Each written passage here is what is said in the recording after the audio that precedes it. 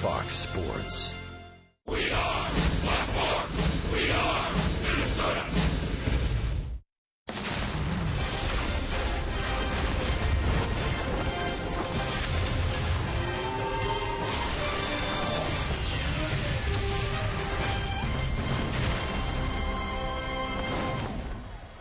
A humid night in downtown Minneapolis as the Twins welcome the three-time defending Central Division champion Tigers to Target Field for the first of a four-game series. Our DirecTV AL Central standings show you that the Tigers have let a lead slip away. A month and a day ago, they were 8 games in front of the Royals. Kansas City has turned the tide, and the Tigers now a game and a half back, but a half game in front in the race for the second wild card spot. The pitching matchup tonight in the series opener, Robbie Ray makes just his 6th career start for the Tigers, looking for his 2nd big league win. Meanwhile, Tommy Milone makes his 81st start, his 3rd as a Twin, trying to bounce back from a short start against the Royals in his only previous Target Field start as a Twin. I'm Anthony LaPanta at Target Field. Twins and Tigers here tonight. And the Tigers are a team that has found their way to the top of the AL Central over the last 3 years because of a lineup that was powerful. And that's the case again this year. As we set you up for the series, the Tigers trying to push their way back to the top. A game and a half behind the Royals right now, but leading the Mariners by half game in the race for the second wild card spot. Victor Martinez among the league leaders in batting average and home runs. 21 runs batted in 20 games in August. Meanwhile, the Twins have been using the long ball as well. Minnesota's hit 21 home runs this month, 3rd most in baseball. They are slugging at a high rate. Oswaldo Arcia 5 home runs in the last 10 days alone. Kenny Vargas, one of the most powerful rookies in all of baseball. It's the Twins and the Tigers. A closer look at the youth in the Minnesota lineup next.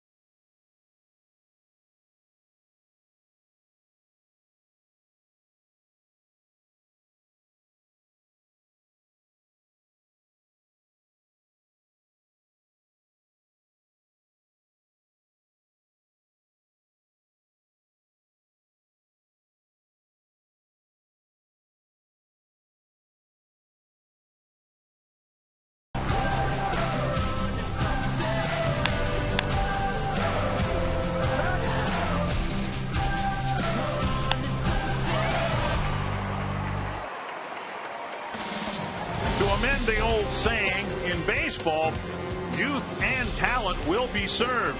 Danny Santana, Oswaldo Arcia, both 23 years of age, and now Kenny Vargas, the old man of the trio. At 24 years old, they're getting daily experience here at the big league level, and so far things are looking a little bit better for the Minnesota Twins than in some other years. Dick Bramer and Bert Blyleven with you from Target Field. And yeah, I think that's the biggest difference for Twins fans, where the Twins are this year in the standings. It's similar to where they've been the last 3 years, but it seems as if we're looking at players on a daily basis now that look like they're going to be around for a while. Yeah, of course, what the Twins want, and we as fans want the Twins to win more ball games, but you also want to see young kids progress, and I think we have seen this over the last couple months. But you look at Danny Santana over his last 12 ball games, getting on base, and that's what you want a leadoff hitter to do. He's hitting good from both sides, 12 stolen bases in 15 attempts, and also driving in some runs. And then you look at Oswaldo Arcia. Arcia over the last 15 ball games, hitting the home run. Yes, we'd like to see that average go up to where it is right now in the 230s, 240s, but this guy is doing one thing that we have not seen from a lot of rookies, and that's hitting for power. And then Kenny Vargas coming up, and this will be his 20th game. Look at, he's already driven in 17 runs. He hit a big home run in yesterday's ball game to give Phil Hughes a 1-0 lead. This guy's going to be fun to watch over the years. Of course, those three guys are position players, and what the Twins really need is some stability in the starting rotation. Tommy Malone gets the start tonight, hoping to prove he's a missing piece of the puzzle.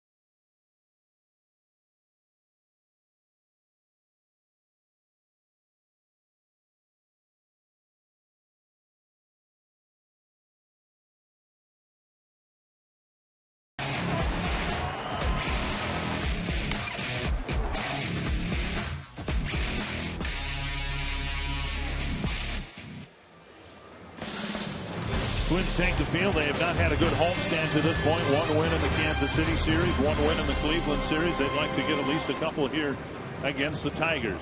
Brad Ausmus in his first year with the Tigers. It's been a trying year. Injuries, disappointing performances, and to the surprise of just about everyone, they are not in first place in the Central. Menard's batting order for the Tigers in the series opener. Remember now, this is a 4-game series. One doubleheader coming up tomorrow. Ian Kinsler, followed by Torrey Hunter, Miguel Cabrera, Victor Martinez, J.D. Martinez, Nick Castellanos, Eugenio Suarez, Brian Holiday, and Rajai Davis. And it'll be left-handed starter Tommy Milone on the mound, making his third Twin start, his 19th overall. He came over from the Oakland A's in the Sam Cole trade. Good start in his first start on August 11th in Houston. 6 very good innings, only allowed 2 runs. Got a no decision, but the Twins won that ball game. And then his last start here last Sunday, where it was rainy and miserable, did not pitch very well.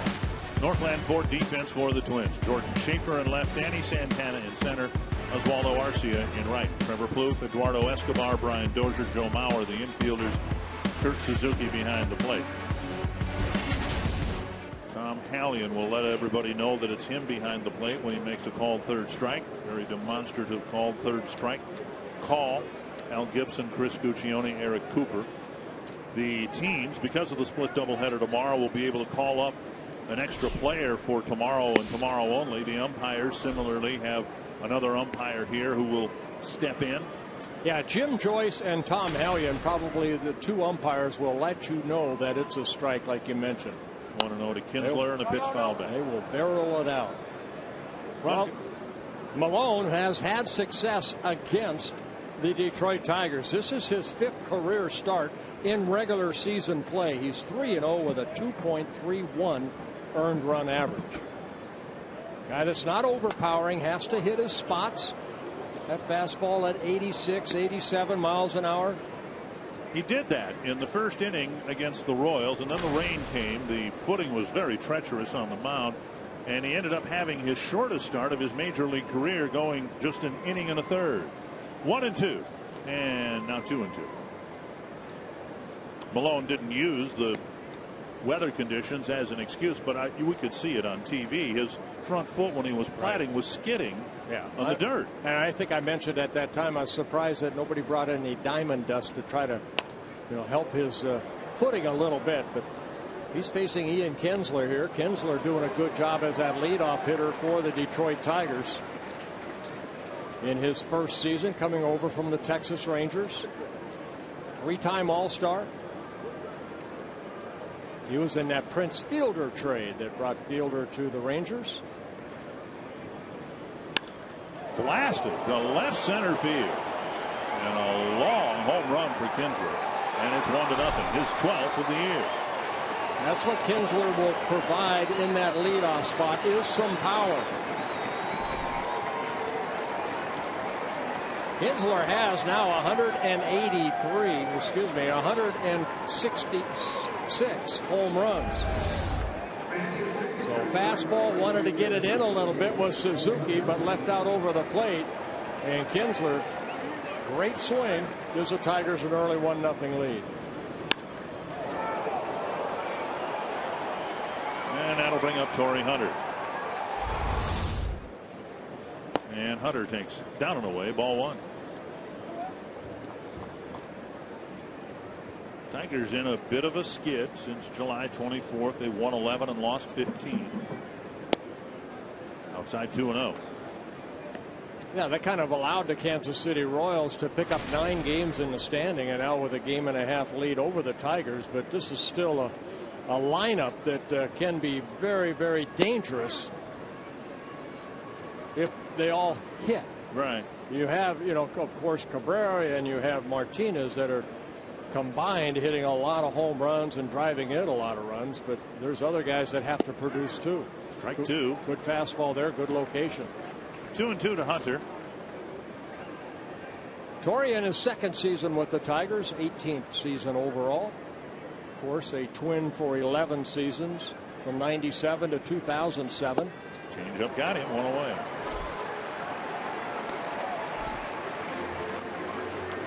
See Milone shaking his head about that pitch to Kinsler that already put his team behind 1-0. Sometimes it's a little bit of a wake-up call.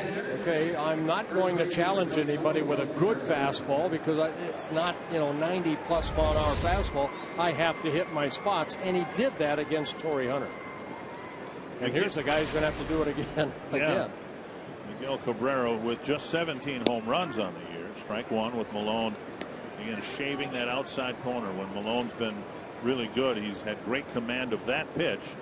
He threw it to Hunter twice, and he gets ahead of Cabrera with it.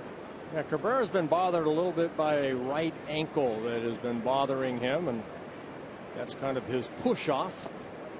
1-1. He and Justin Verlander in the offseason had surgery on their core muscles to try to stabilize everything above and below. And I think in each case, the Tigers are willing to acknowledge that that surgery, even though it was in the offseason, dribbler to short.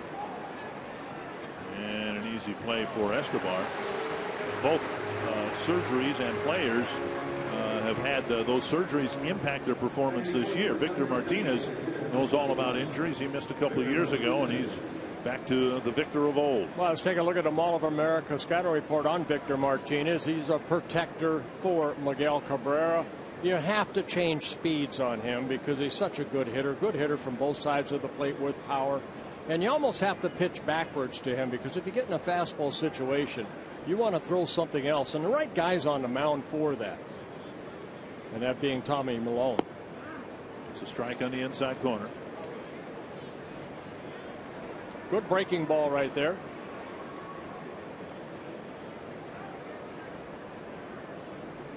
Martinez, a very good hitter in the month of August so far, hitting .333 in 20 games. He's driven in 21 runs, and here at Target Field since 2010 he's a .322 hitter. 0-2. Very good numbers. The 79 runs batted in are 9th most in the American League. We talked about protecting Cabrera. You look at Martinez's numbers. We've seen him hit for a long time, more than 10 years now. Miguel Cabrera has only been intentionally walked 9 times this year. Cabrera, Triple Crown winner, 3-time batting champion, MVP. He's the type of guy you'd say, well, by this time of the year, he's got 30 intentional walks. 9 times. And why? Because you've got a guy almost as good hitting behind him. 2-2 now to Victor Martinez.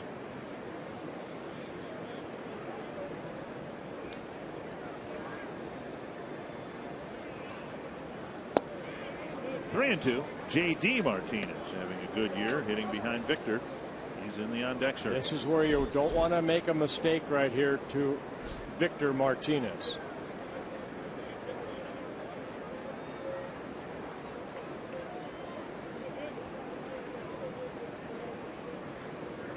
Full count. Sharply hit and a base hit.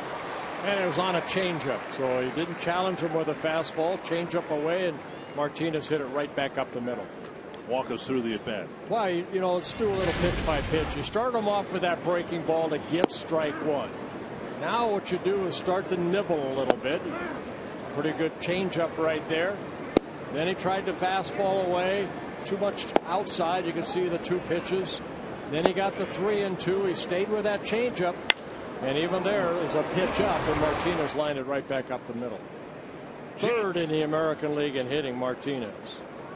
And by extension, J.D. Martinez has protected Victor Martinez. Putting together a solid year, hitting over .300 with some power on the ground. And Escobar to Dozier. That takes care of it. Couple of hits, a leadoff home run for Ian Kinsler, and the Tigers get the first run tonight.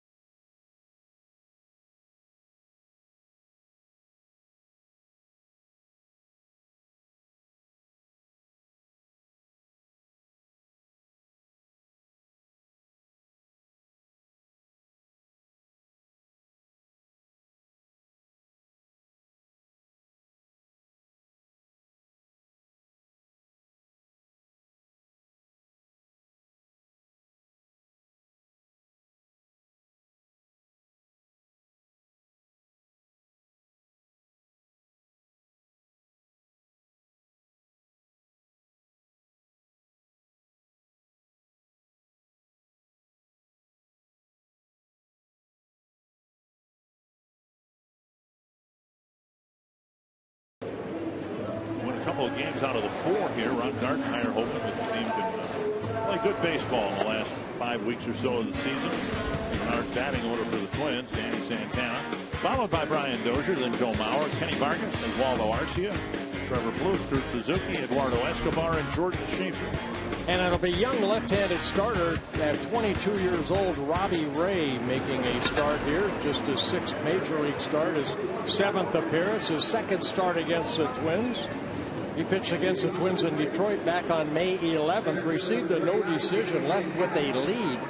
He pitched very well for 6 innings, 6 shutout innings, but the Twins ended up winning 4-3 as they scored 4 runs late in that ballgame. Danny Santana to lead things off. Then Dozier and Mauer.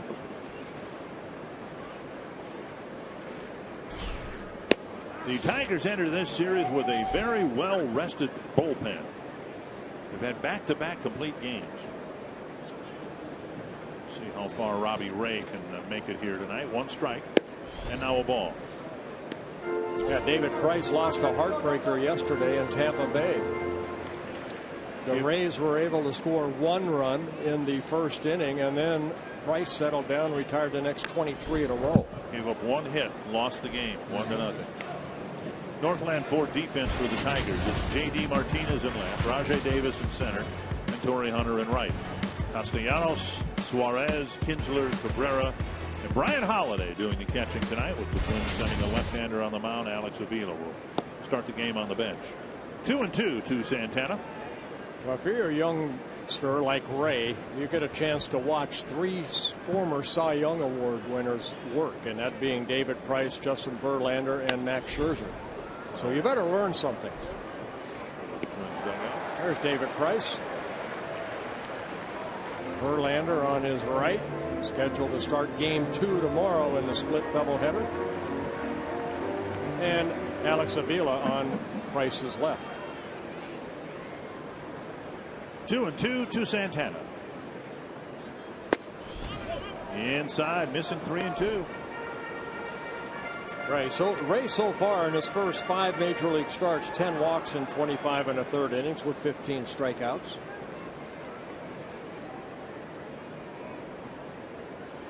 Foul tip, and Holiday hangs on a strikeout. Final game of the series down in St. Petersburg, and David Price, even though he was pitching against the team that drafted him and developed him, pitched one of his better games in his career. You know, making his first appearance, of course, all those years with the Rays, winning many awards, and that's the way they scored the run right there. And after that, Price settled down nicely. 9 strikeouts, no walks, a complete game loss. Here's Brian Dozier. Shortstop Suarez committed a throwing error before the triple you saw, so it was an unearned run, the only run of the game. 1 strike to Dozier. Mauer to follow.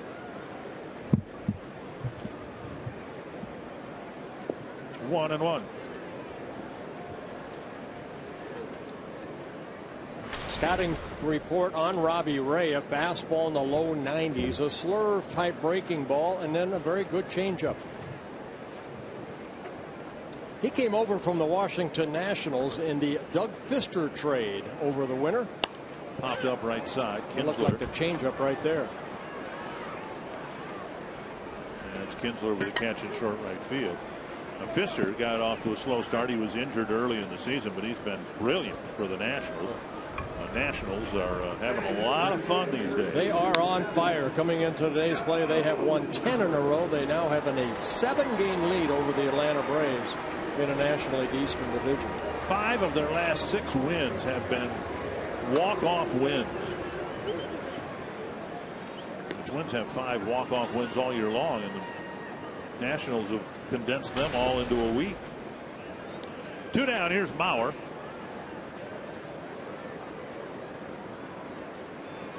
Ray is occupying a spot in the rotation that was held by Anibal Sanchez, who was last year's American League ERA winner. You don't hear much about him because of Price and Verlander and Scherzer, but Sanchez last year won the ERA title. He's hurt right now, and Ray trying to fill in for him. Cracked foul, 2 strikes. It's a second stint of the year for Robbie Ray being with the Tigers.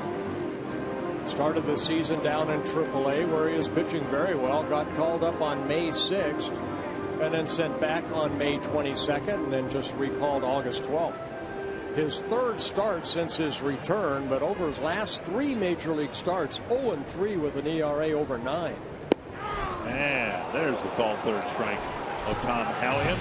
Bauer gone on 3 pitches, and the Twins go down 1-2-3.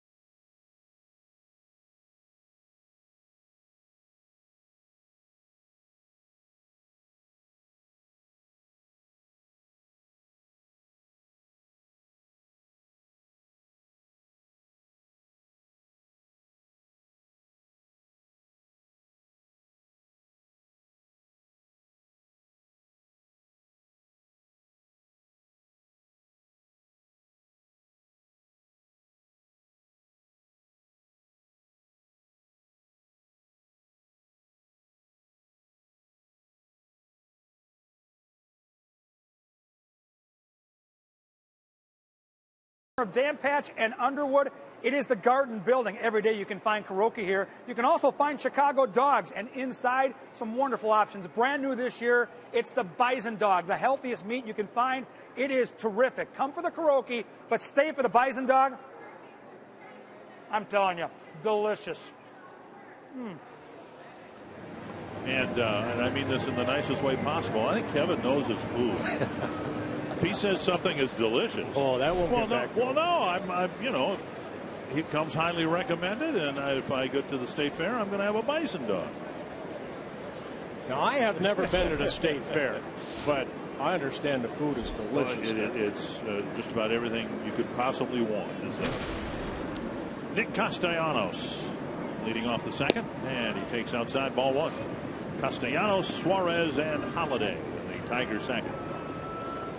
Castellanos only 22 years old in his second season with the Tigers. Swing and a miss. A September call-up last year.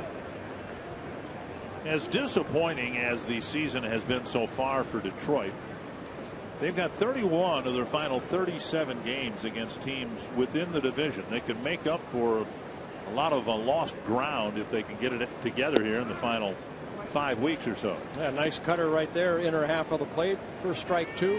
One thing, the Twins, you know, you get this part of the year, you know you're not going to go to postseason. You want to be the spoiler. Twins have 36 games left, 11 against the Tigers. That's almost like 1/3 by my California math. Wow. So they might have an opportunity to say something who wins the division. 2-2. Twins will close out the year with 4 games in Detroit. Those might be very critical games for the Tigers. Castellanos waited as long as he could. Still couldn't find the changeup. A strikeout. Let's go to Jamie Hurd. Thank you, guys. Well, Tommy Milone had a forgettable outing last time, to say the very least. So forgettable, in fact, the pitching coach Rick Anderson said they didn't even talk about it afterward. You might remember he was only able to get 4 outs as the Royals scored 7 runs in the second inning alone. Now, there was heavy rain at the time, But Andy said normally he'll go over sequences afterward with pitchers or discuss what he could have done better here or there. Well, with this one, Andy just told Malone, that's your mulligan. We're just going to forget about that and start fresh. And one more thing, Andy said looking back, he probably should have asked the ump to call the game, because when he went out to the mound, even Suzuki was saying that he was having a hard time throwing the ball back to Malone through the heavy rain. So just a tough outing overall for Tommy Malone. 1-0 and now a strike. If you pitch here long enough from Malone, this is for him his 81st major league start. You're going to have some hiccups. It's how you come back from that, and hopefully he's going to be more consistent here this afternoon or this evening. It was Ron Gardenhire's contention that Tommy Malone was really anxious to get the ball here tonight, feeling bad for how he pitched, rain or no rain, and really wanting to come back with a better game here tonight. 1-2 to Suarez. 2-2. This is his second season, or excuse me, second start against the A's. I mentioned earlier back when he was an Oakland A back on May 26th. They won that ball game, the A's did, 10-0. Malone threw 6 2/3 innings of shutout baseball. Missing outside. There are plenty of pitchers out there like Malone that have succeeded. Mark Burley, Kenny Rogers did it for a lot of years. Jamie Moyer, not an overpowering fastball, but if you can command it and move the ball in and out as he's done since the Kinsler at bat, you can get guys out. And strikeout number 3. Suarez, looking fastball, looked like he was just a little bit quick on that fastball as he swings through it. 2 down, Brian Holiday. Malone came to the Twins from the A's, pitching rich Oakland A's. And once the A's acquired Jeff Samardzija and John Lester, actually it was between the Samardzija acquisition and the Lester acquisition, Malone was sent down to Sacramento, and he said, hey, look, no hard feelings, but I think I'm a major league pitcher, and if I'm not going to have the chance here, get me someplace else. And ultimately the A's did just that. Swing and a miss, 1-1. I tell you what, I hope and I think this was a great trade by the Twins. Sam Fold, kind of a utility type outfielder for a good ball club, and here you got a quality starter. This is not a 1-1 pitch. Swing and a miss, 1-2. This is not a Liam Hendricks or even a Scott Diamond. This is a guy who won 32 ball games for a really good team.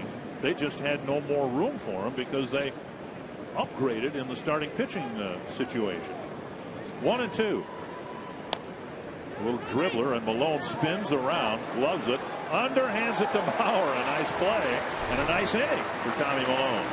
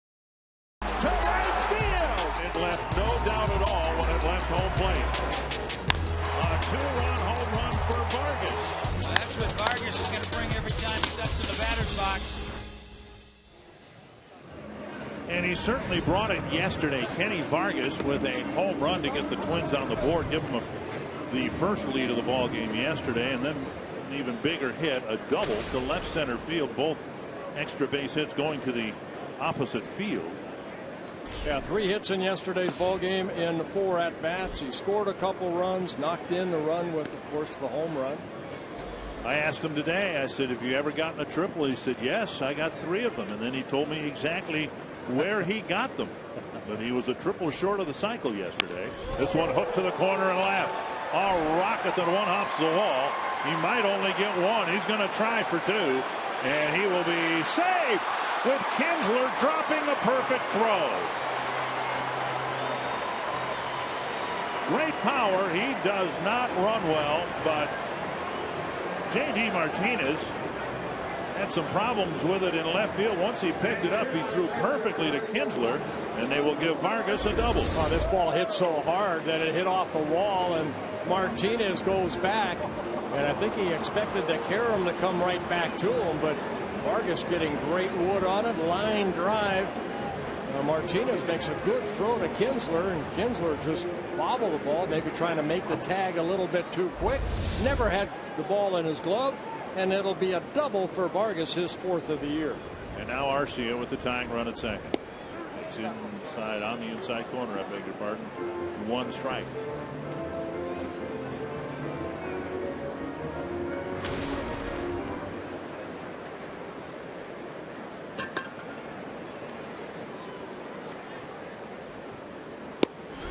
Fastball down the middle, strike 2. Vargas with another extra base hit. And Arcia trying to get something done, even though he's behind in the count here, 0-2. Foul back. Tonight's Cold Hard Facts brought to you by Frostproof Coors Light. Look at the American League RBI leaders since August 1st. 3 of them are in the game tonight. Victor Martinez, Oswaldo Arcia, and Kenny Vargas. Arcia can drive in a run here. Might take a double to do it. There's a drive to right center field. He's got at least a double. Vargas will score. Arcia to second. And youth is already being served here in the 2nd inning. And I think that's what excites the Twins going into the winter, about the way that, as we kind of had the open, talk about these 3 youngsters in Santana, Vargas, and now Arcia. 6 home runs this year, but also picking up some RBIs. And good solid swing, looked like on a breaking ball. He was behind an account, just kind of reaching out and showing that power that he has. Almost one-handedly hit that ball in the gap, picking up his 38th RBI. So back-to-back doubles tie the game for the Twins. And one of the comparative veterans on the team now, Trevor Plouffe. Runner at second, nobody out. And Plouffe rips it down the line. Arcia around third. He's going to score. Plouffe on his way to second with another double.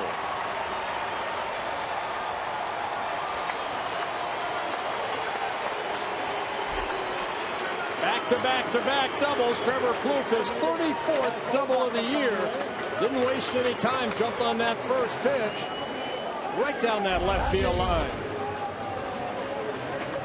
Pitch left up. And Plouffe hammering it down that line into the corner. Twins take a 2-1 lead. Plouffe driving in his 61st run. We talked about it with Ricky Nolasco on the mound, and we'll talk about it with Robbie Ray on the mound for the Tigers. You just can't leave pitches belt high over the middle of the plate. They tend to get hit hard, and 3 of them have been hit hard here in succession. Yeah, Jeff Jones, a pitching coach, out to talk to his left-hander. Twins with a lead, and now Kurt Suzuki.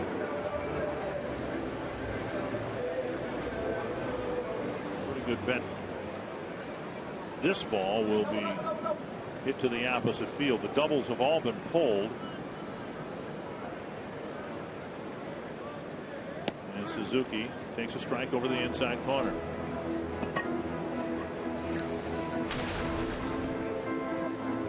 So Suzuki's average at an even 300. 107 hits and 357 at-bats. But the veteran that he is, he knows what he'd like to do right here, and that's get Plouffe over to third. Checked his swing, 1-1.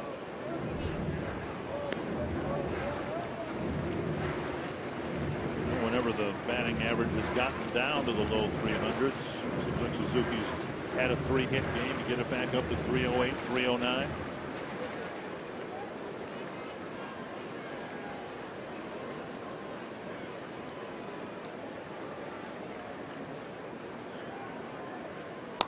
And Suzuki tried to push that ball to the right side, instead fouling it 1-2.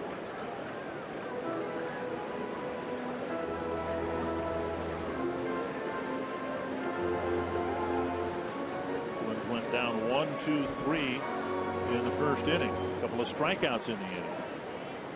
And now Ray is greeted with 3 ringing doubles.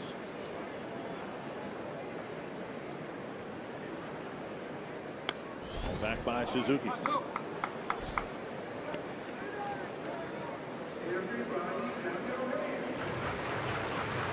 Plouffe at second. He's put the Twins in front with a double. Ray made a start against the Twins back in May. 6 shutout innings. So the runs they've gotten here in the second have been the first they've scored against the left-hander. Checked his swing. Nope. They tried that hard breaking ball down and in, and Suzuki went around. So strikeout number 3 for Ray.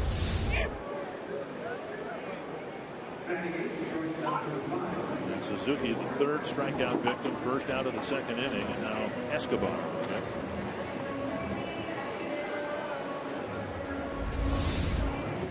Kansas City has a 3-1 lead over the Texas Rangers.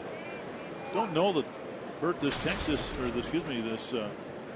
Detroit team is accustomed to scoreboard watching.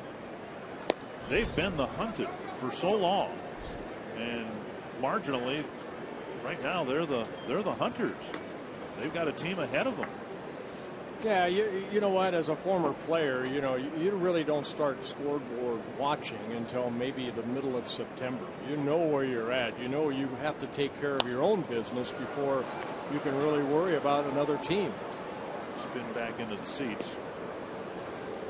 I think in 2009, remember when it came down to the Tigers and the Twins. That's when there was a lot of scoreboard watching. Tigers had lost 2 out of 3, I believe, to the Chicago White Sox. Twins swept the Kansas City Royals. And then game 163 was played, and the Twins won in 12 innings. 1-1 to Escobar. A high drive to left field. Back and gone. A home run for Eduardo Escobar.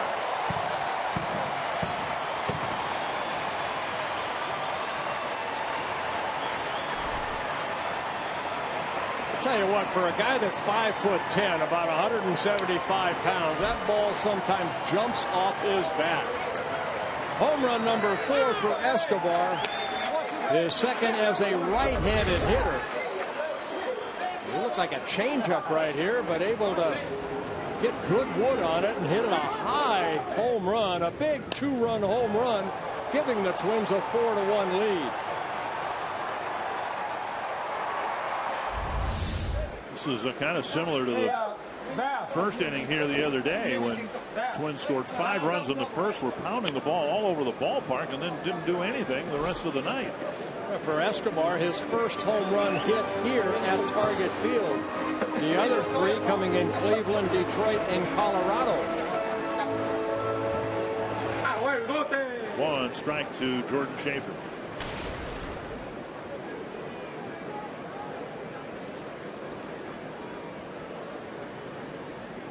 Schaefer bunted it foul. Trying to get the bat out of the way. I believe the count's 0-2.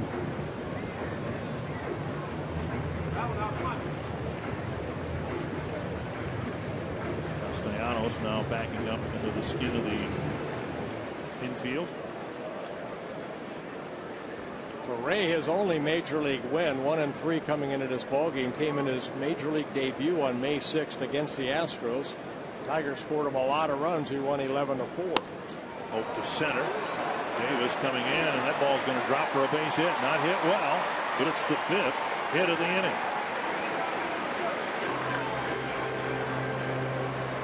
Time for you to tweet a photo using hashtag NorthFanPhoto. A chance to have it shown in an upcoming game broadcast brought to you by AT&T.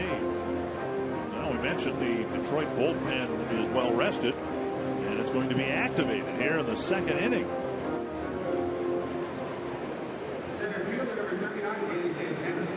Danny Santana, the batter. Schaefer with great speed at first. He was thrown out trying to steal yesterday.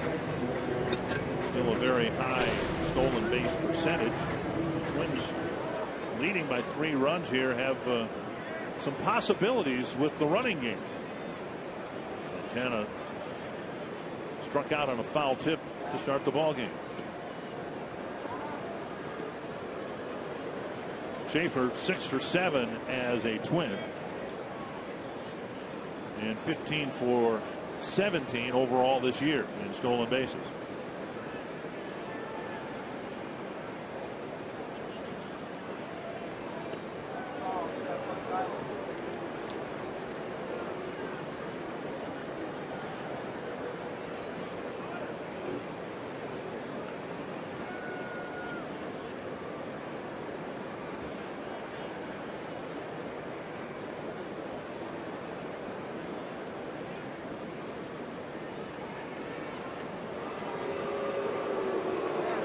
Three moves that he has given Schaefer haven't been deceptive at all.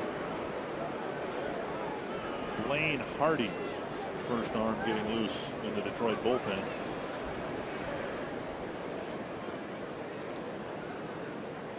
Outside, ball 1. And if you're a good base runner like Schaefer, that's what you want to see. You want to see him throw over a couple times. Is there a difference between throws over and also once he delivers toward home plate? That being the high leg kick, of course, lefties can get away with that. Popped up. Backing out of play. 1-1.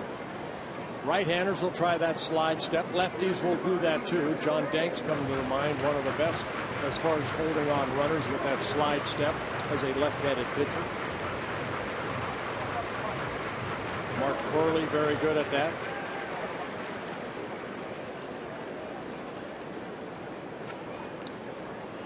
Six balls have been put in play, 5 hits. And now 1-2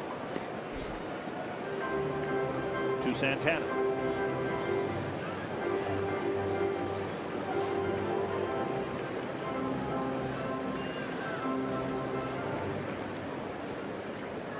Coach has to like what he's seen here in the 2nd inning. The hits for left-handed batters against a left-handed pitcher. All the moves to throw overs, 4 of them now, have not been to where he's lifted that leg all the way up. It's been maybe, you know, about belt high.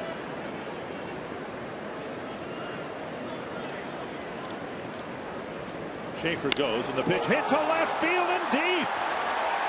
Santana's got one.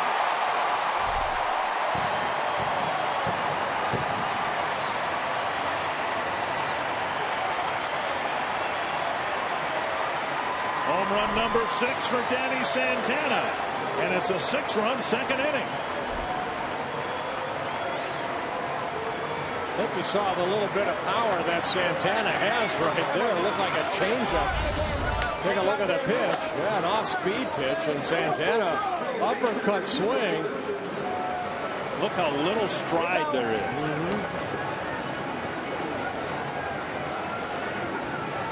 And that's going to be the end of the ball game for Robbie Ray.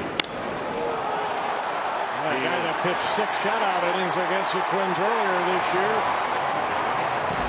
6 hits, 6 runs, 5 extra base hits, a couple of home runs. And maybe Tommy Milone will be the beneficiary from a really short start here tonight.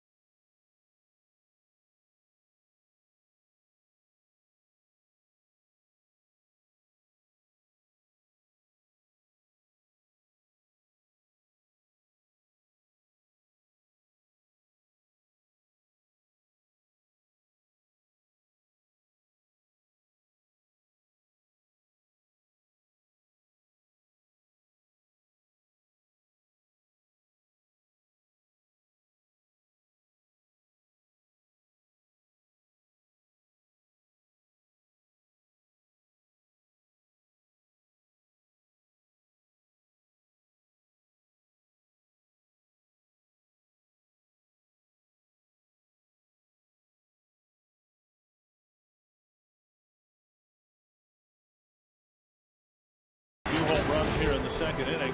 The Detroit Tigers have 23 home runs since the All-Star break. The Twins now have that many in August. Yeah, what a great month for the Twins. Also the Orioles in Houston. And 2 of them hit here tonight, and most importantly, they're not solo home runs. They've had a runner on, so 2 two-run home runs, giving the Twins a 6-1 lead. Now here's Brian Dozier facing Hardy. And the pitch down and away, ball 1. Yeah, Blaine Hardy in his rookie season for the Detroit Tigers. 27-year-old. In his second stint with the Tigers, making his 25th appearance, all in the bullpen.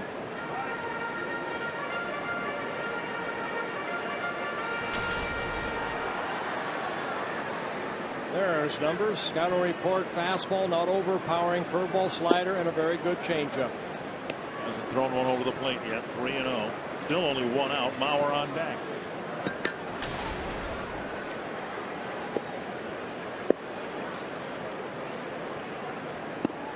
And a 4-pitch walk to start his relief appearance.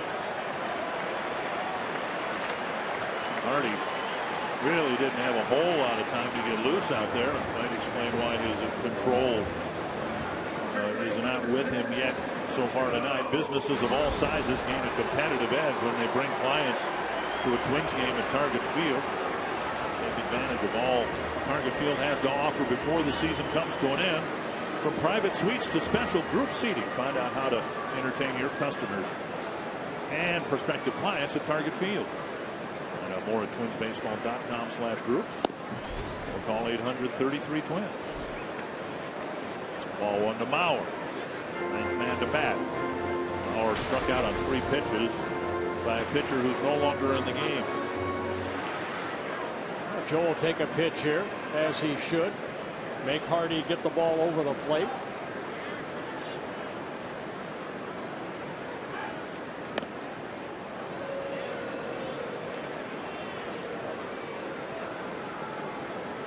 With the exception of Schaefer's 2-strike bloop into center, everything has just been hit right on the button in this inning.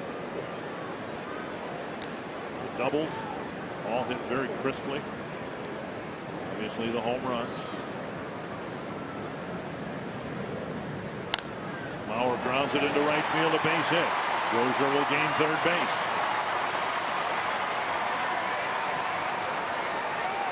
First and third, still only 1 out for Kenny Vargas, who started all of this with a double off the left field fence.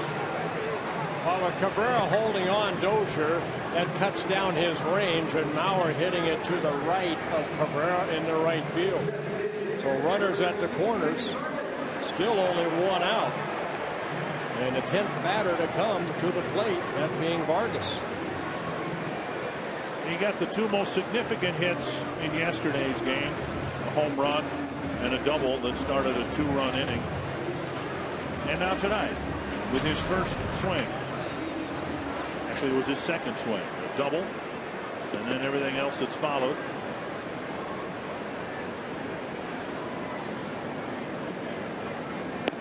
And he takes a strike over the inside corner.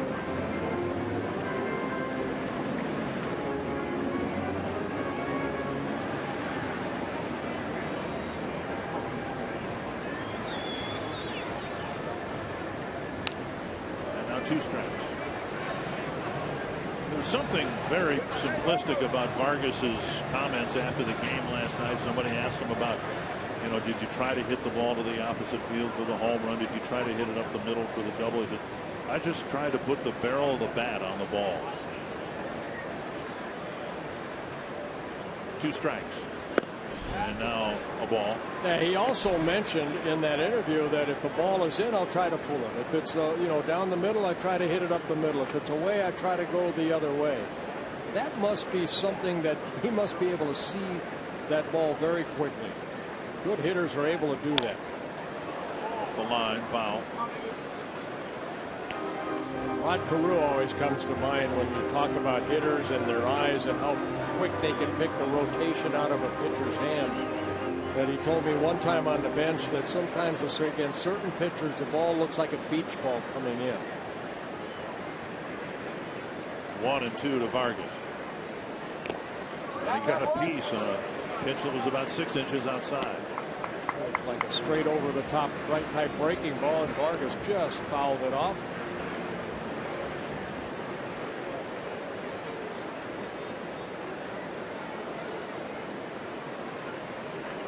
His 20th major league game, looking for maybe RBI number 18. He can drive in Dozier. Struck him out. 2 away in the inning. And that will bring up Arcia.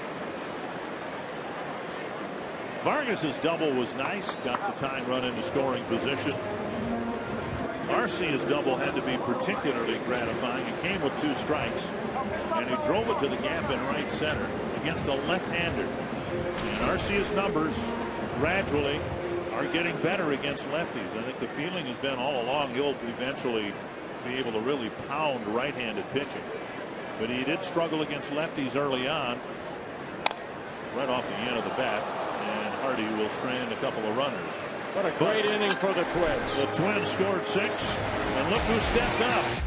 Vargas, Arcia, and Santana.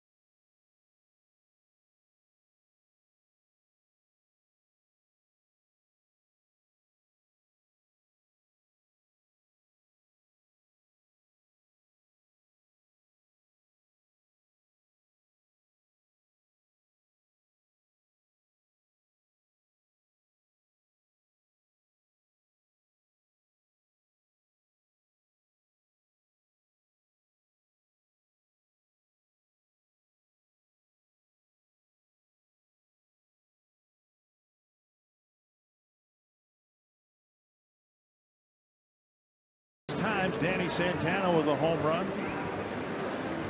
Eduardo Escobar with a home run. There were 3 doubles, a total of 7 hits. And now Tommy Malone has a lead to work with. He'll face Rajai Davis leading off the 3rd. Well, they always say this is a big inning right here. That, you know, the Twins scored them 6 runs, 5-run lead. Now throw strikes. Get your guys back in the bench as quick as possible, and that's going to be Tommy Malone's goal right here.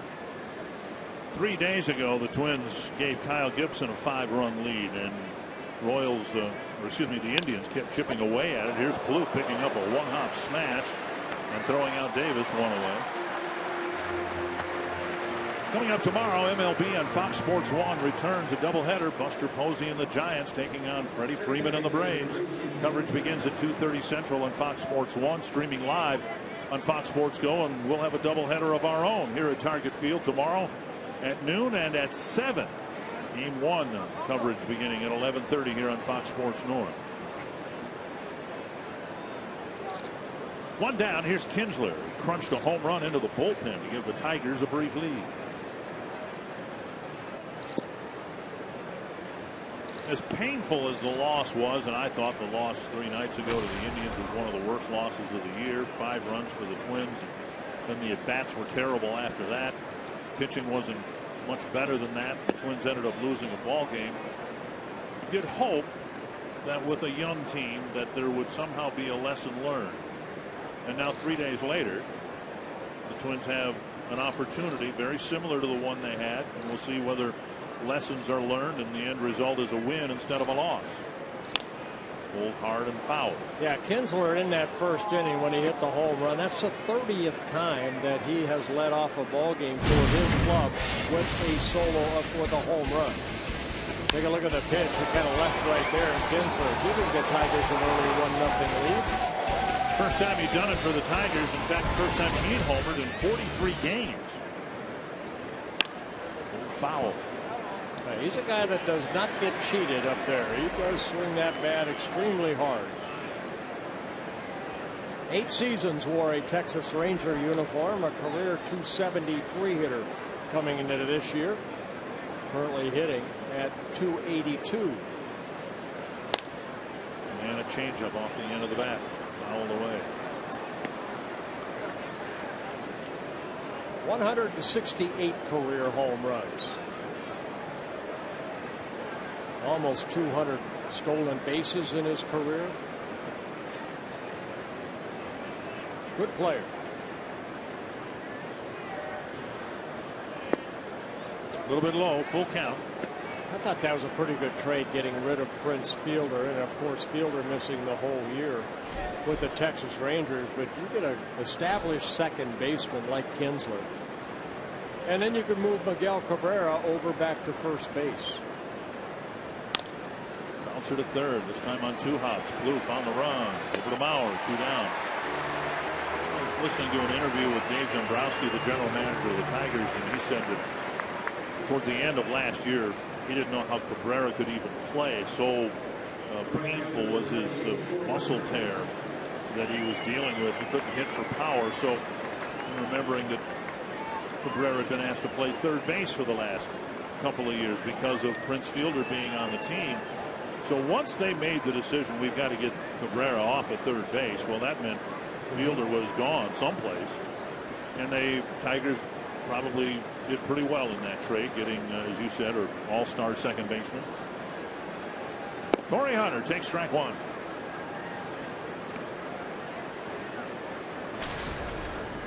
Hunter struck out on a changeup in the first inning.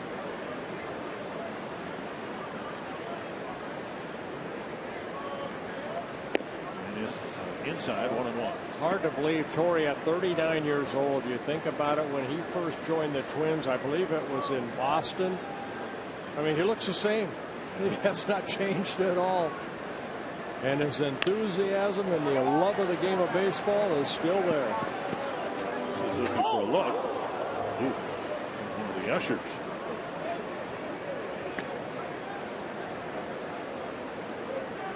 He's okay, I guess. I believe it hit him off the shoulder. Lucky. And in the light blue there, but the youngster got the souvenir.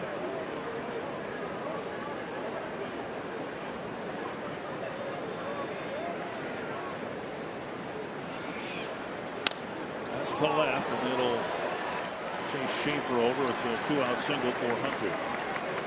You know, the thing that's amazing, you mentioned his age, but to put it in some perspective, Torrey Hunter had played for the Twins for parts of 5 years before Ron Gardenhire took over as a manager. Dropping the barrel of the bat right there and getting a base hit. Third hit for the Tigers. Always that smile. Here's Cabrera. Hit a grounder to short his first time up.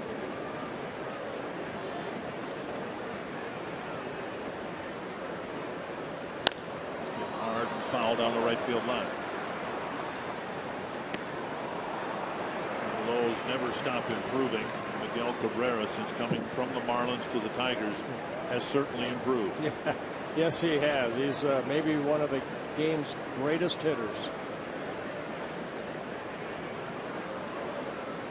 1 strike to Cabrera.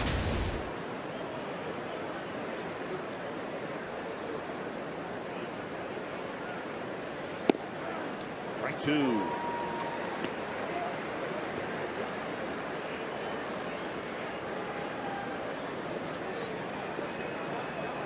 Nine-time All-Star Cabrera. Two-time American League MVP, three-time batting champ. Triple Crown winner.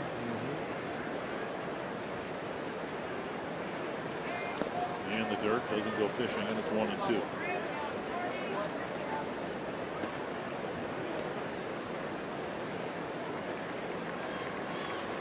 Kind of gave that Mall of America scouting report on Martinez where you have to change speeds, and the same thing for him. You also have to show that you will come inside.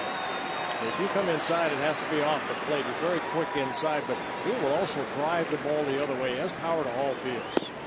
2-2.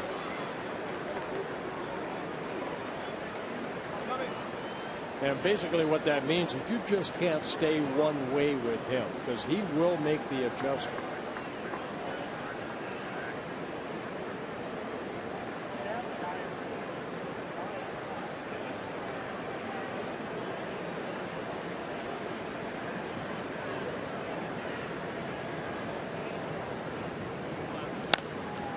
Foul down the right field line. Just like that.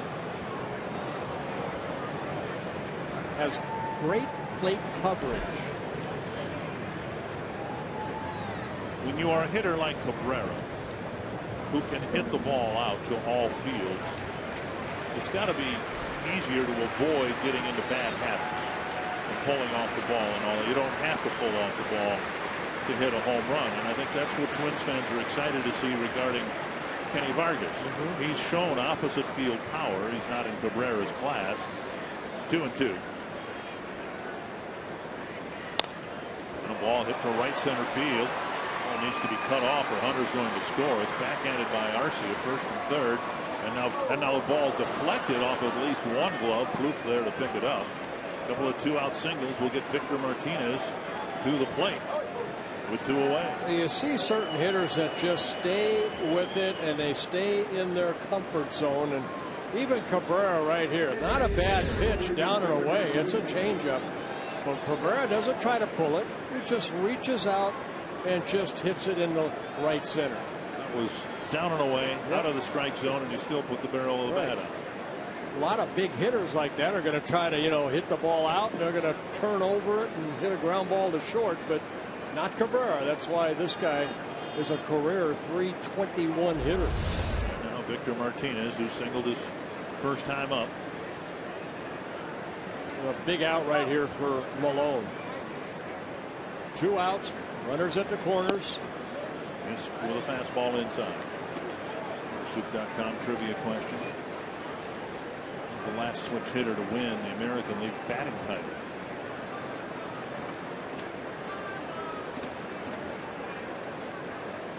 Pitch count starting to mount. 20 pitches already this inning for Malone. At pitch count now at 56. Suzuki sitting inside.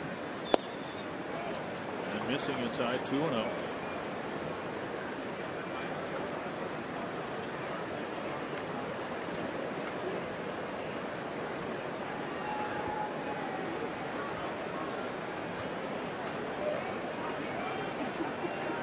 First two outs came pretty quickly. Davis, Kinsler each grounded out to Plouffe.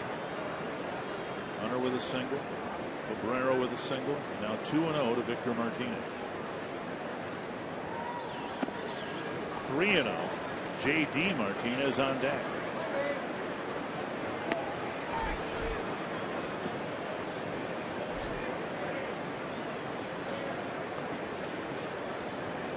Dave Clark, the third base coach for Brad Ausmus. I'm sure the green light is on right here if it's a pitch to his liking. Team leader in home runs. 3-0. To left. And Schaefer is there to end the inning. A 3-0 pitch ends up in a fly out. And the Tigers strand two in the third.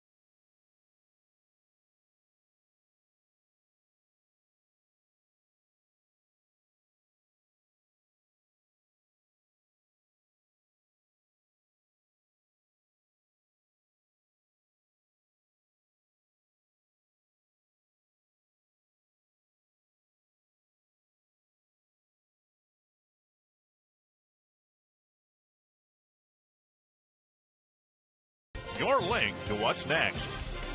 By Northland Ford. Visit northlandford.com and your local Northland Ford dealers today. And by Grand Casino. The best stories start here. A 6-run second inning for the Twins. Trevor Plouffe got an RBI double in that inning. He will lead off the third against Blaine Hardy. Plouffe got a 2-run double in the ball game that gave the Twins the deciding runs in yesterday's game. And again, he pulled the ball, a hard ground ball yesterday, right down the left field line. Ball 1, now ball 2.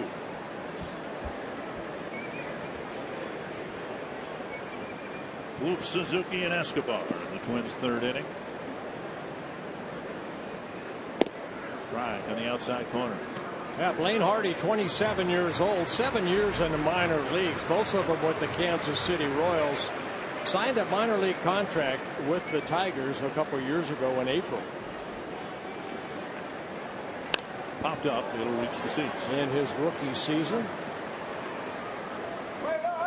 3 left-handers out of the bullpen for Brad Ausmus, 4 right-handers. They're carrying 7 relievers, 12 pitchers overall.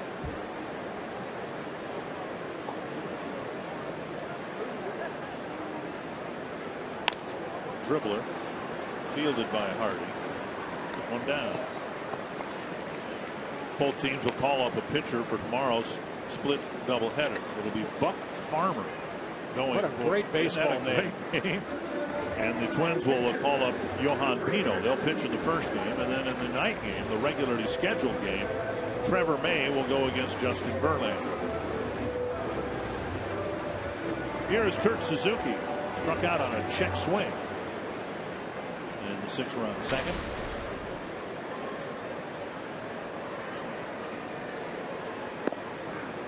Strike on the inside corner.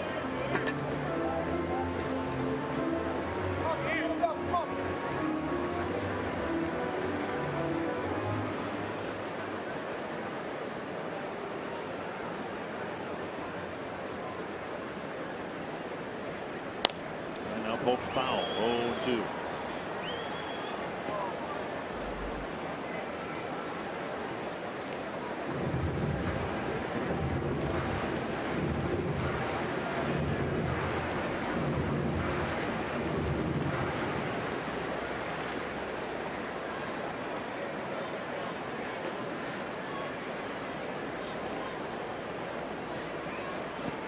Another check swing, this time a successful one.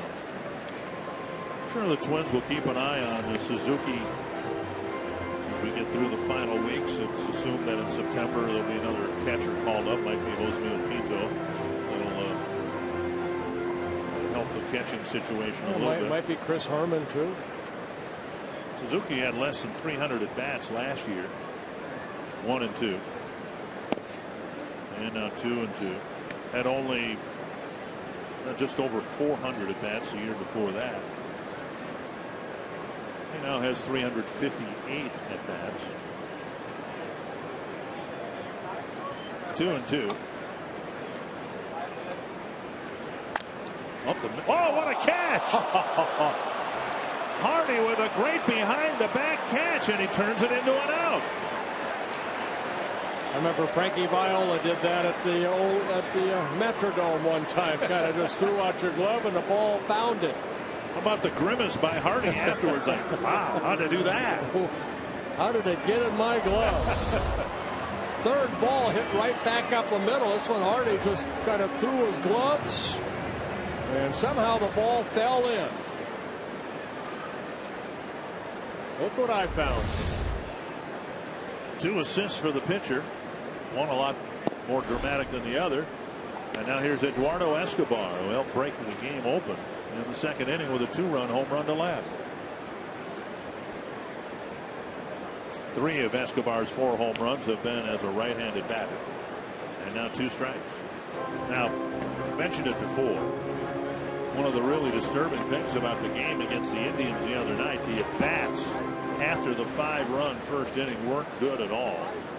And the Twins are willing to allow Hardy to retire 4 or 5 in a row here, but Twins want to keep adding on here. I think they Not that they needed to learn a lesson, but they were really stung by what happened the other night. Yeah, you got to credit, Terry Francona for what he did. Remember Trevor Bauer? I mean, he gave up the 5 early runs, settled down nicely, got into the 6th inning, and then 7 relievers were used in that ball game, and the Indians came back and beat the Twins 7-5. 1 and 2. But even Gardy mentioned, he did not like the at-bats after the Twins scored 5 in the first. Escobar fell behind quickly and lines a single to left.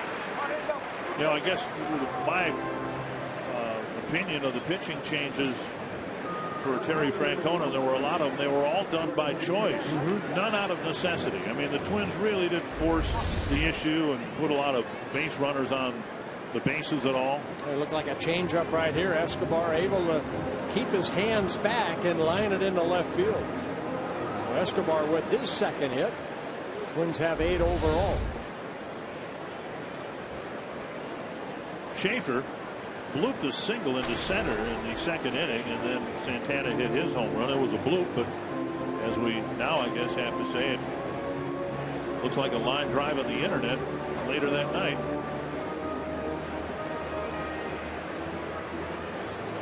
And a trip to the mound from Brad Ausmus. Well, how many times have you said when the Twins are down, we need a bloop and a blast? That's exactly what the Twins got right there.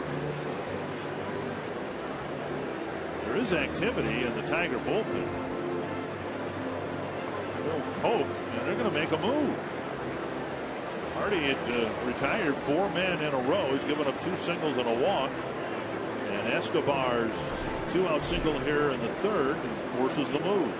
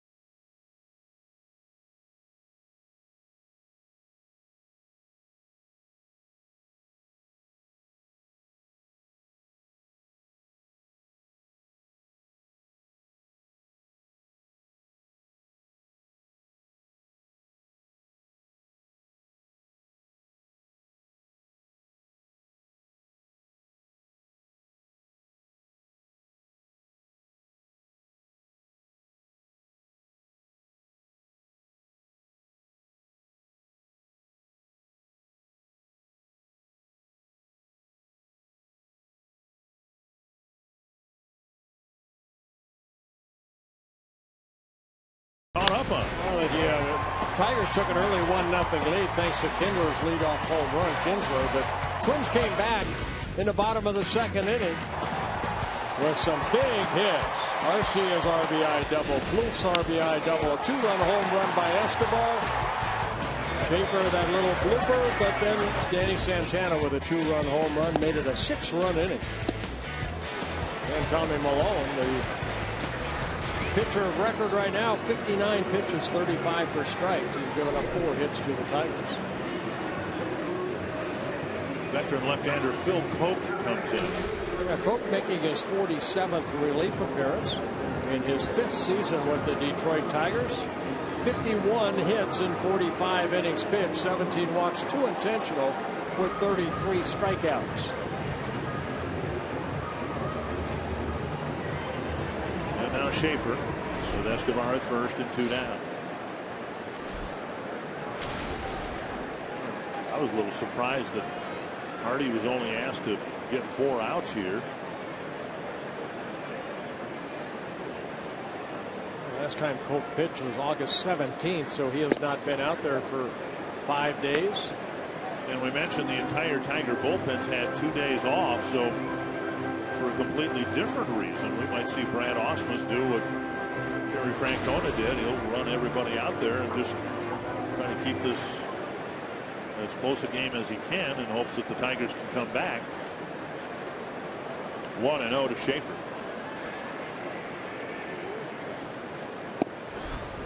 One and one.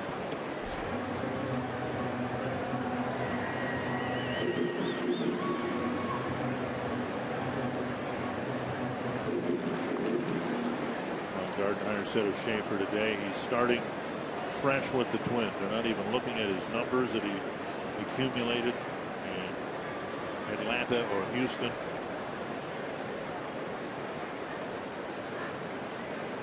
And I think that's exactly what Schaefer wants. He knows that he was a disappointment, but he never really got a chance to play in, what was it, 4.5 months or whatever with the Braves. Schaefer had 80 at bats. He's already had 40 for the Twins, and he's only been with them a couple weeks.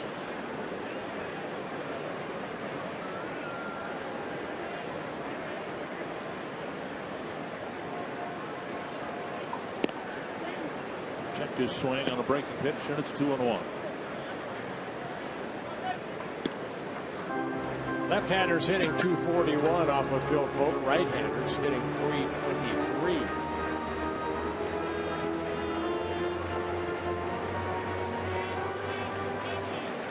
Picking up Schaefer on waivers as they dealt Sam Fuld for tonight's starting pitcher. 2-1.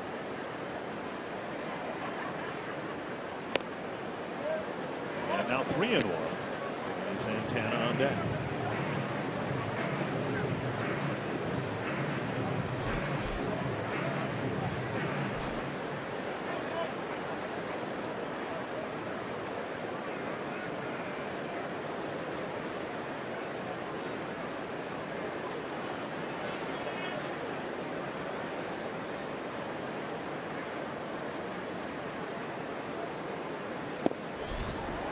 And a walk. We'll put runners at first and second with 2 down. And Santana to the plate. You look at Santana, you see the speed, you see the power, and it's easy to imagine him hitting for the cycle at least once down the road. In Santana's case, though, the tough hit might be the home run rather than the triple. But he's got 6 home runs now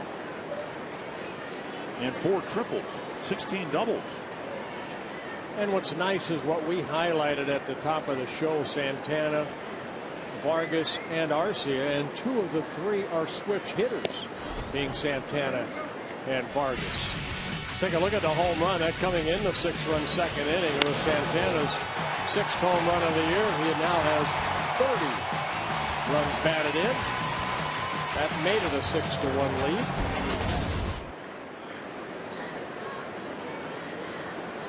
One strike to Santana.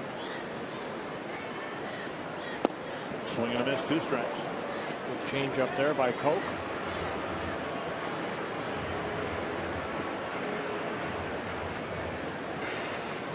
Santana, just 23 years old, from the Dominican Republic, signed by the Twins in 2008.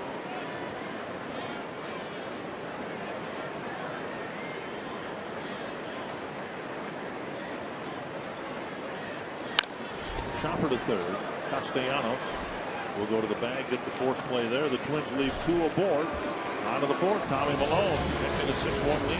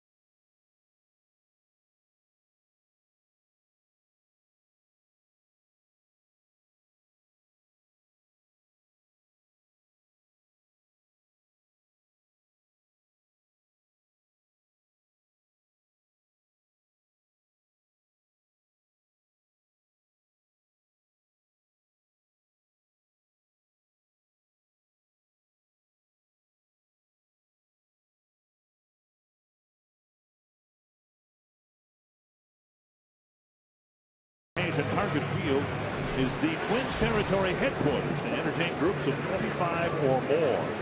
Whether it's a family celebration, a church outing, or an event to raise funds for your organization, simply reserve your best guess number of seats. Pay only for those you need when the time comes. Find out more by visiting twinsbaseball.com or by calling 800-33-TWINS. Fourth inning now. Tommy Malone will face J.D. Martinez. And there is strike one. Malone had set down 6 in a row, but then a couple of 2-out singles created a little anxiety with Victor Martinez up there with a 3-0 count. But then Malone got the fly ball. Good thing Martinez, even though he was swinging, he just got underneath it and hit that fly ball out. 1-1. Kansas City leading Texas 4-1 in the fourth.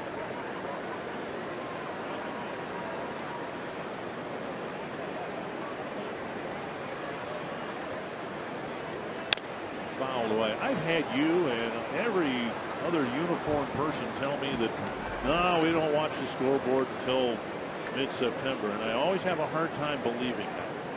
Because what basically the situation the Tigers are in, what's happening tonight in Texas in terms of how it relates to the Tigers is every bit as important as what happens here. Down and away 2-2. But you have no control over that. I know that. I mean, you can watch, you can look up and say, okay, Kansas City's big deal. There's 35 games left, 36 games left. 2-2 to Martinez. Brad Osmus and his teammates have to worry about this game. Check swing dribbler. Plouffe throws on the run, 1 away. We'll bring up Castellanos. Ron Gardner was talking about some great divisional matchups with the Tigers, and of course we all remember game 163, but one of the most riveting things in the rivalry between the Tigers and the Twins was when the Twins weren't playing the Tigers. And that magical Sunday afternoon at the end of the 2006 season, when the Twins won on a Sunday afternoon, and then we watched as the Kansas City Royals beat the Tigers in Detroit.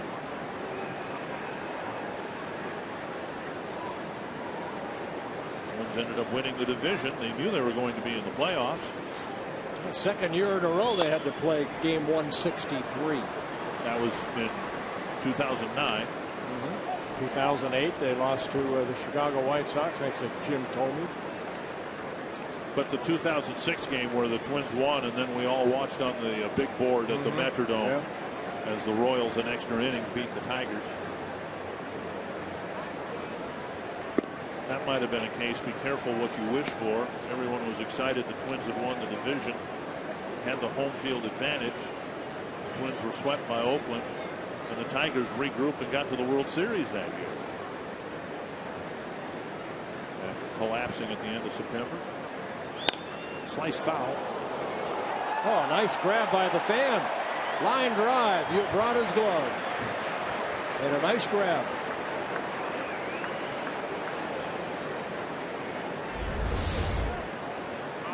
Standing up right there. Right away hands it to the girl next to him. Roller to short. Good pitch again. 2 down. 7 ground ball out so far for Malone. Only 1 fly ball out. That coming off the bat of Victor Martinez on that 3-0 count. Base is empty for Eugenio Suarez. Suarez in his rookie season. 5 minor league seasons, a .280 minor league hitter, getting called up on June 4th by the Tigers.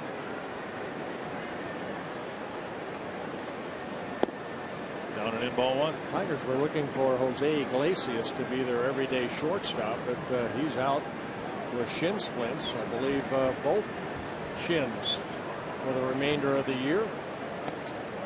2-0. Alex Gonzalez had a shot there. Andrew Romine brought in. Suarez has done okay.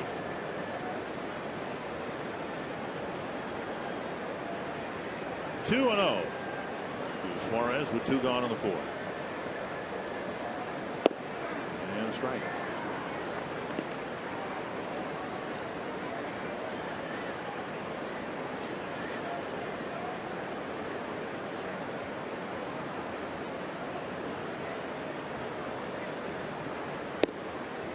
3-1. Malone got the first 2 outs of the third, then ran into some difficulty, giving up a couple of hits. Does not want to issue a 2-out walk here in the fourth.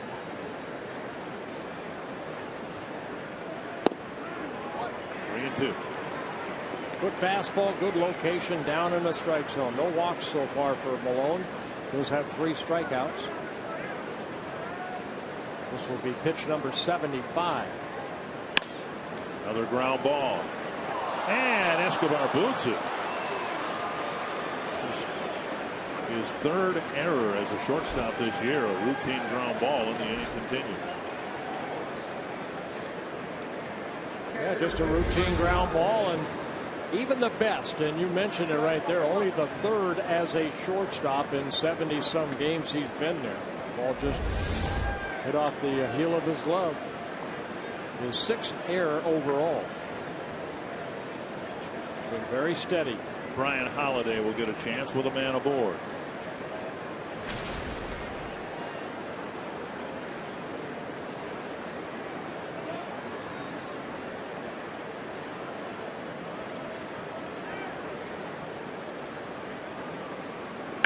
To center, and Santana going back.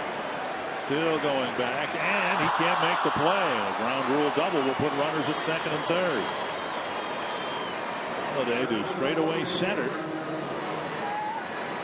And the Tigers have a 2-out threat going again here in the fourth. You know, the humidity here is kind of high, and I think we've seen that balls are starting to jump a little bit. Of course, the Twins hitting a lot of home runs. Opponents are hitting home runs, but Holiday jumping on that first pitch. Santana hustling straight back.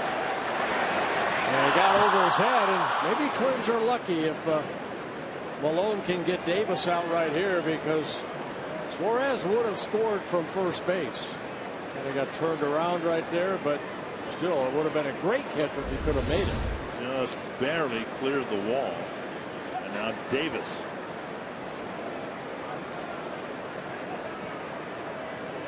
Ground ball to Plouffe, his first time up. And a chance again for Escobar. There you go. Just the error only cost 2 more pitches for Malone. Stay tuned for this important message from Mesh Bencher and Smith.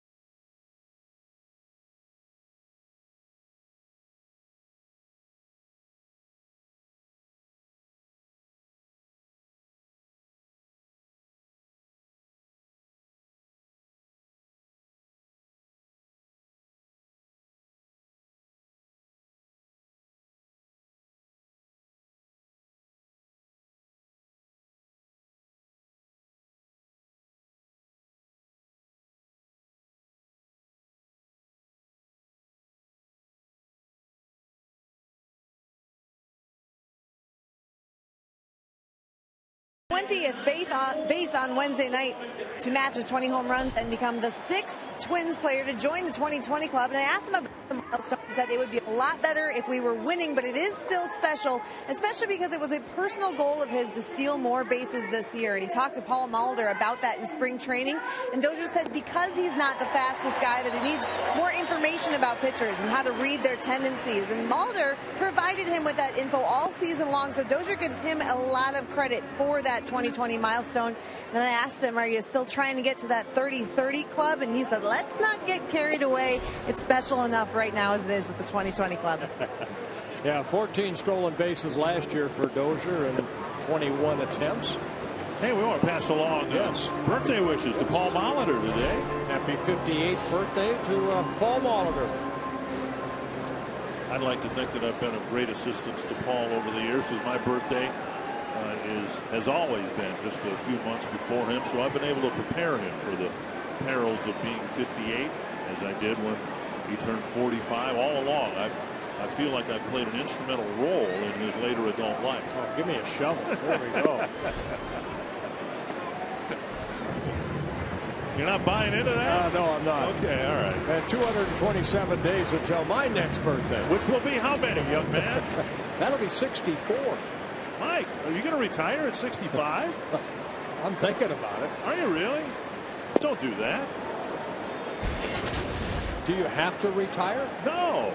Well, there they are. Brian Dozier joining that group. Of course, Torrey Hunter, a couple times he did it. Herbie Puckett, Larry Heisel, Marty Cordova, and Corey Koski.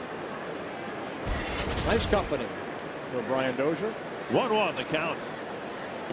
And Phil Koch misses 2-1. Actually, I was thinking about retiring when I turn about 80.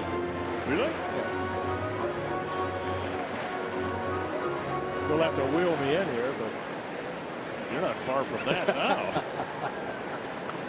If I can get by the wires.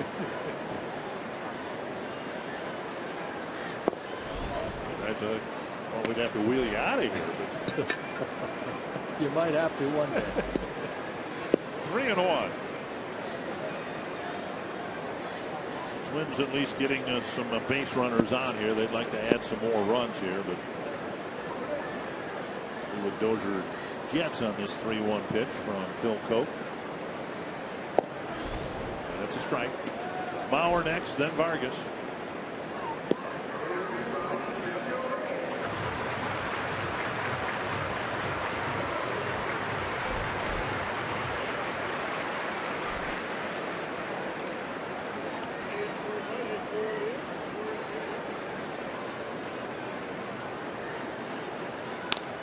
Pulled right to Castellanos.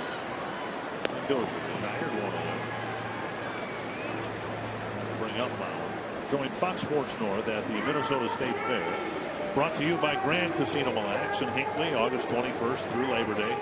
They are at 1311 Underwood Street, across from the Ballpark Cafe. You can register to win tickets to your favorite hometown teams games.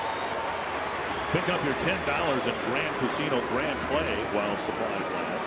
Record a free sports update. Log on to FoxSportsNorth.com. Click on the More tab for complete details. Here's Bauer, singled his last time up.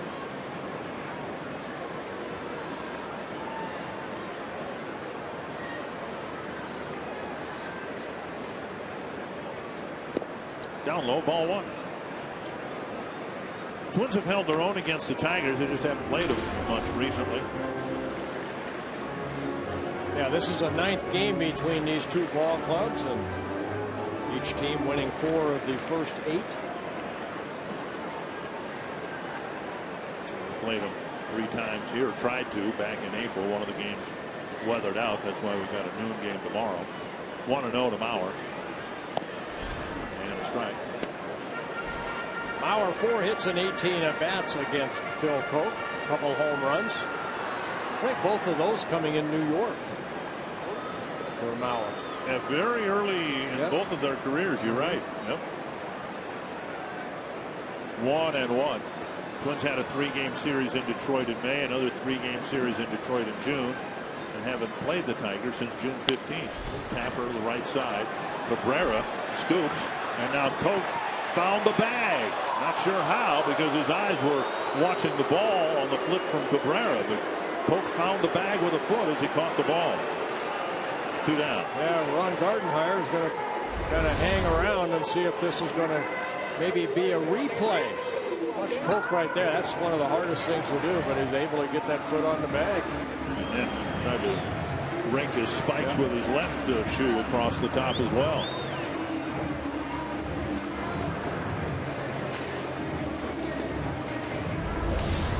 Two down, and here's Vargas.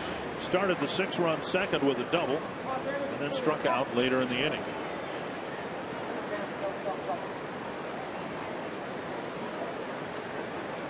See his hot zone. Pitch tracks presented by Dodge.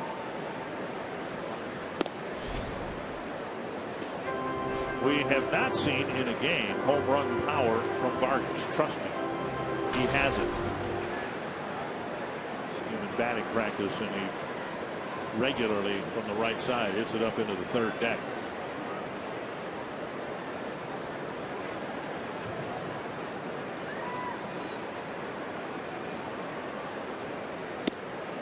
Two and 0.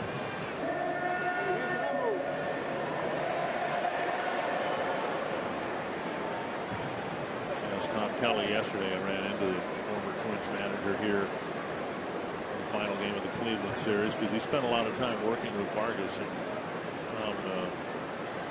has been impressed with how far Vargas has come defensively.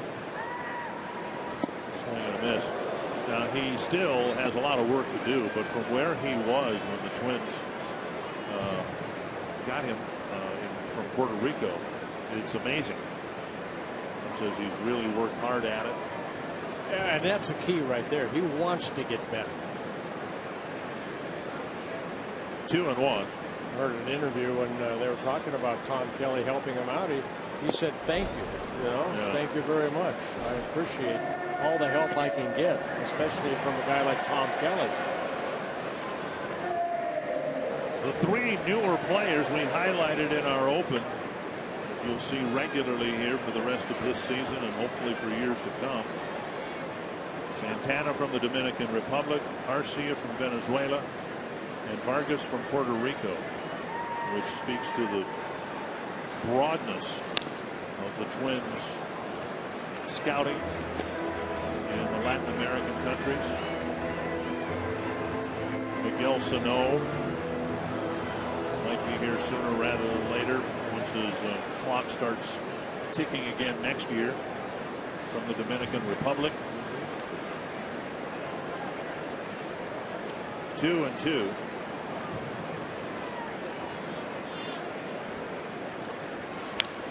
And another foul ball. No question that the Twins haven't benefited as much as some teams have from having a presence in the Latin American countries, but I think that's one of the changes in this organization, and you're seeing it play out on a nightly basis already this year. Look who the leadoff man is. Look who the cleanup hitter is. Look who the 5th place hitter is. Sano might have been in here someplace this year if not for the Tommy John surgery. 2 and 2. And a strikeout. And a 1-2-3-4 for Phil Koch.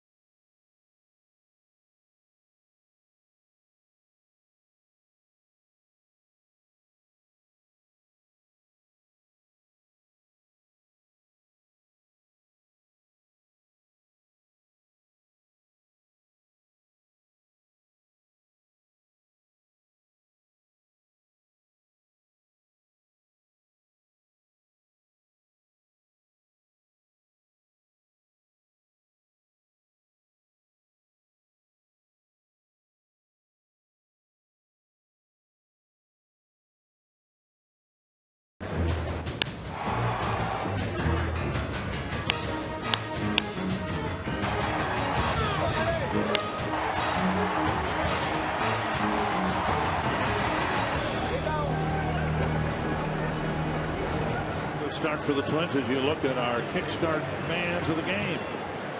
Yeah, those two young ladies visit us in the booth a couple innings ago. Madison.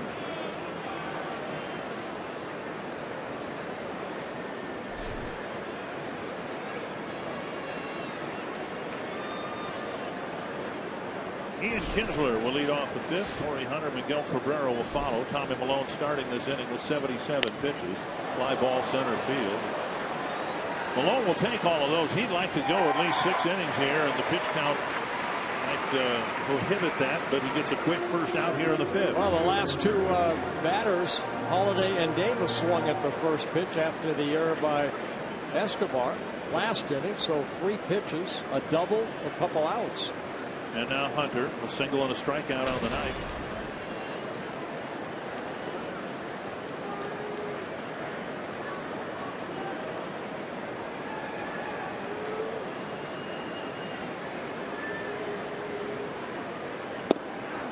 Strike on the outside corner.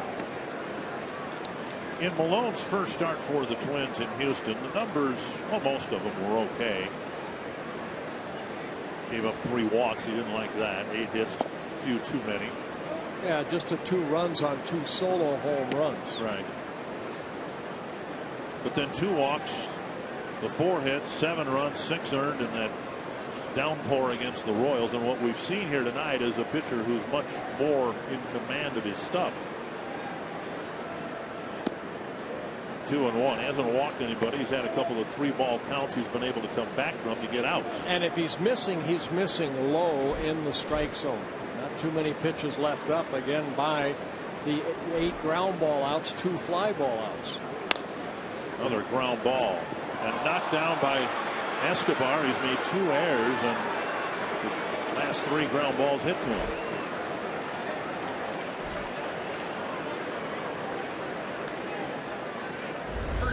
Escobar had one of these nights when he was playing third earlier this year that he booted a couple balls. So a ball that we usually routinely see him make that play. What, 77 games with 2 errors, and now 2 in consecutive innings. And of course that means there's a man aboard for Cabrera. Let's get another ground ball out right here, hopefully off the bat of Cabrera. 5 double plays turned behind Milone so far this year. Cabrera singled his last time up. Malone's 19th start. Inside. Now when Escobar made his first error, the Suarez ground ball, 2 pitches later he had a ball hit to him and he made the play to get the Twins off the field. We'll see if Cabrera will comply here. Maybe the Twins can get that double play and end the 5th inning.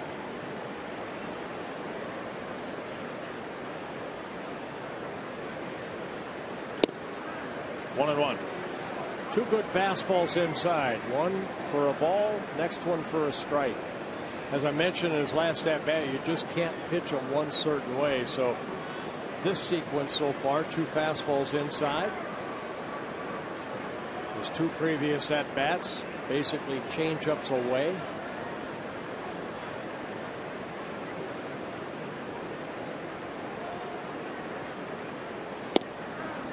On the outside corner. And a breaking ball. Cabrera doesn't like it. Put Milone ahead in the count.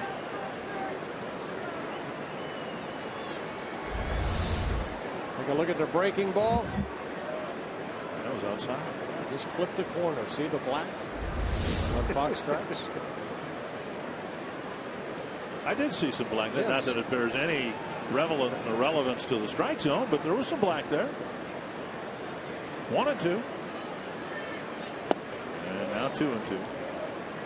Again, he tried the changeup right there, but he missed down. If Cabrera goes after that, it might create a ground ball. But instead, Cabrera just kind of looked at it and said, that ball's low.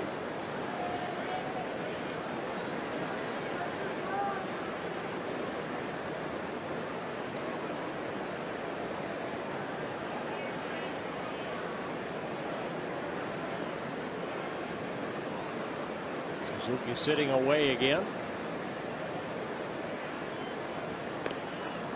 One of the reasons the Twins acquired Milone, they do have a shortage of left-handed pitching in the system. They didn't have a left-handed starter who took a regular turn until Malone came to the Twins. And then the prospects you hear of in the minor leagues. First, Trevor May, who's now up here, and Alex Meyer, Cole Stewart, Jose Barrios. They're all right-handed. Now going back inside. And a base hit to center. Such a good hitter. And Hunter will go to third. Tigers did not take advantage of the error in the fourth, but trying to take advantage of it here in the fifth.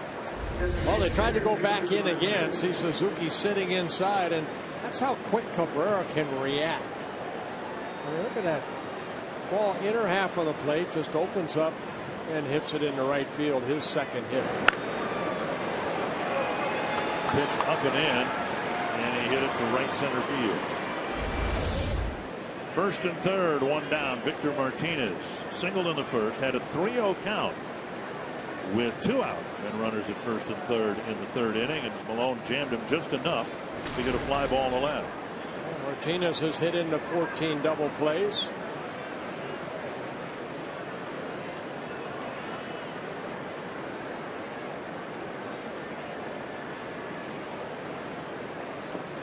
Dug out nicely by Suzuki. Ball one.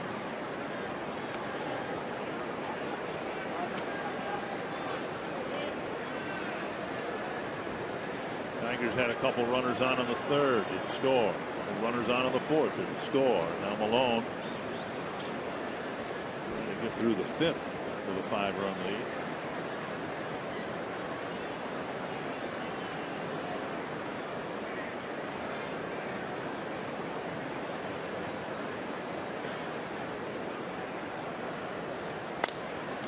Solid base hit.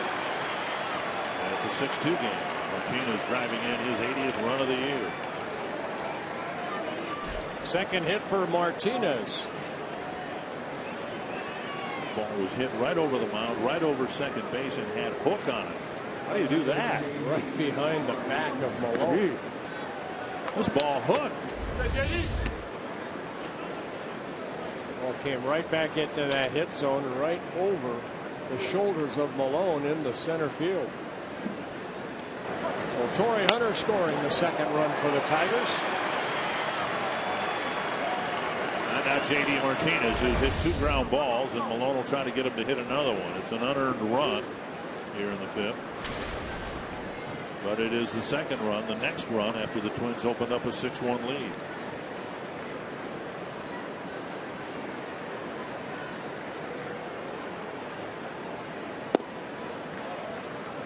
Nice and low, ball one.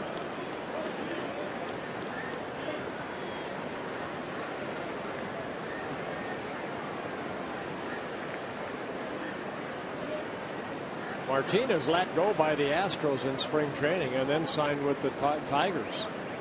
Called up in late April. 2-0, and Suzuki will take the ball personally to the mound. And Martinez has done a good job for the Tigers. 17 home runs. He's driven in 55. While hitting at 300. Player of the month in June.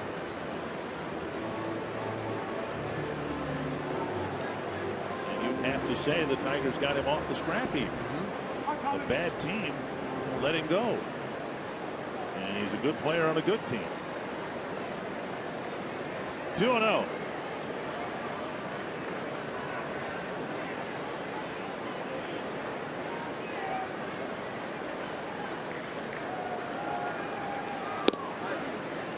And a strike on the outside corner. Martinez's production in June, I guess, ultimately made the Tigers feel comfortable that they could trade Austin Jackson and move Rajai Davis principally to center.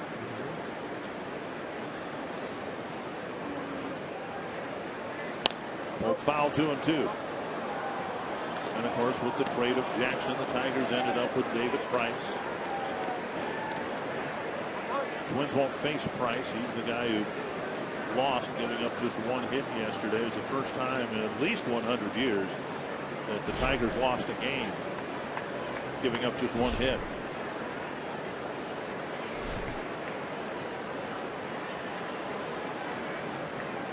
2-2 to Martinez. High and deep to center. Santana going back at the wall. It hits the top of the wall. Miguel Cabrera will score. Martinez is being held on a ball that nearly cleared the deepest part of the ballpark.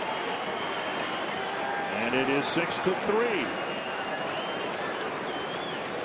An RBI double for Martinez. That came maybe 2 feet away from hitting a 3-run home run to the deepest part of the field.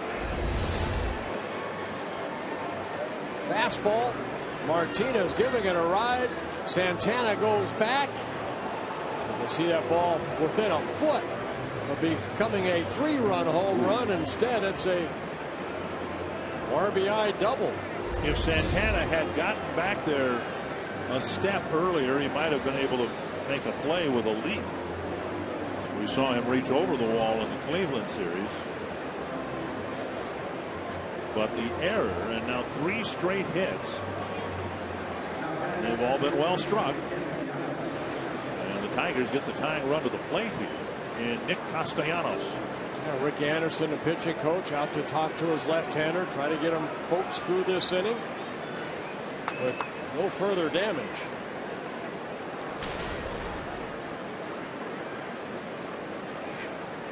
Malone will go for the full windup. Escobar plays it in front of him. And a run will score. Ball got him on the wrist. It's been a rough game for Eduardo Escobar. Martinez scampering home at 6-4. That's a tough call right there. Do you call that an infield base hit or another error by Escobar? So he had to come in and get that little short hop, and the ball kind of deflected off of him.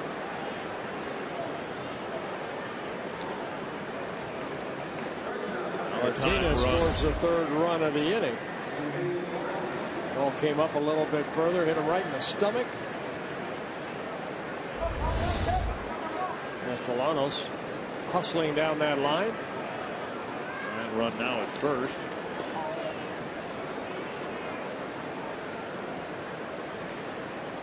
A base hit given Castellanos. Popped up right field. Arcia with a long run. And Arcia leaps and makes a catch. No, they're going to say the fan made the catch. No fan interference. First base umpire Hal Gibson was in the vicinity, and he ruled that the ball was in the seating area. And the fan took an apparent catch away from Arcia. Arcia getting over there, and you see the fan, of course, sitting a little higher and actually pushing the glove of Arcia and catching the ball. Oh my, that's so close to fan interference. It's where the barrier goes up extended, but no call is made. And it would have been an awfully big second out. And instead, Suarez is at the plate with 1 strike. And there is strike 2.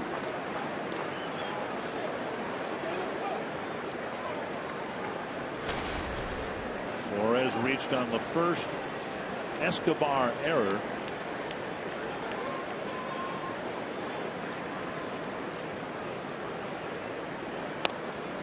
And a foul ball. That'll reach the seats. Well, this is a good hitting Tigers ball club. They come in hitting .271 as a club. That's the best in the American League. Look at what they've done after the errors. Holiday clubbed the next pitch to straightaway center for a double. And after the Escobar 1-out error here in the 5th, 4 straight hits. 2 strikes to Suarez. Base hit to left. Martinez will be held at 3rd. 5 hits after the error with 1 out. And here comes manager Ron Gardner. So Tommy Malone unable to go to 5 innings to qualify for a win. Had it going for 4 innings here, but the error shouldn't have been responsible for his undoing. Tigers just stringing together 5 hits, And this fifth inning is looking an awful lot like the bottom of the second right now. Malone comes out with one out in the fifth, with Arcia hoping to make a catch for out number 2.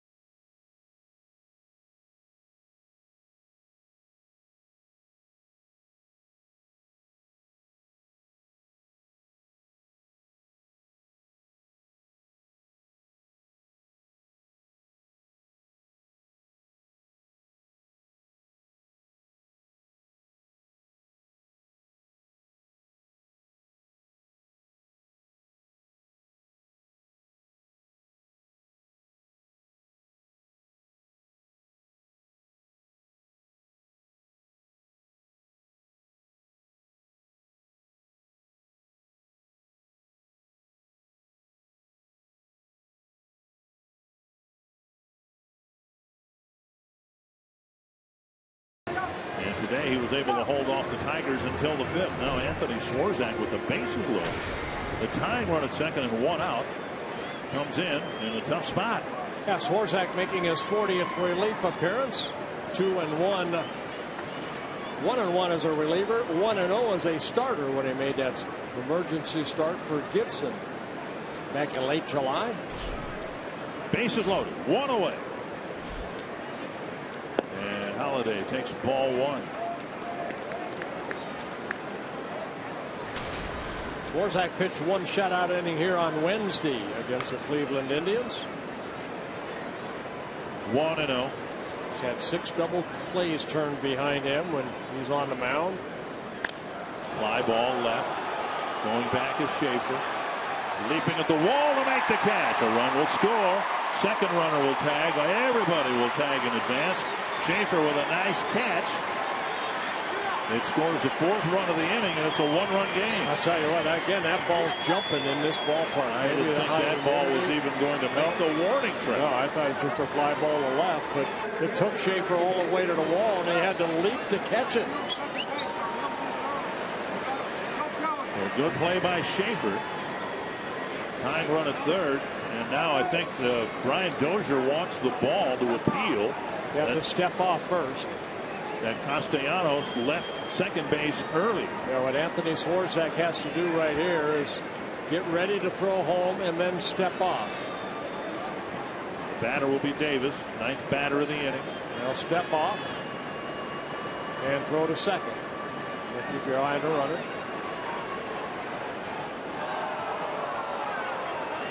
Second base umpire Chris Guccione says he was safe. He did not leave early. When a play like that happens, I mean, there are eyes everywhere on the field. And one of the coaches felt, I'm guessing, that the runner at second, Castellanos, left too early. Now he's at third with 2 away. Davis takes strike 1. Well, Schaefer going back and decides that he knows he's near the wall. He leaps up, makes a nice catch. Right against the wall and got it back in. Down and away, and it's 1-1.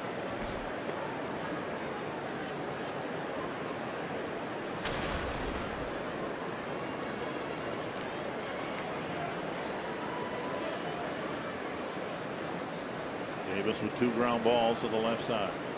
Check swing. Did he go? And Tom Allen said he did. 1-2.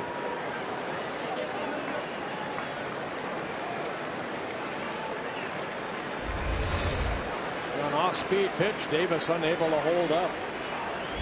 Big pitch here. Big at bat. The Twins trying to hang on to a lead. Suzuki blocks it. 2-2.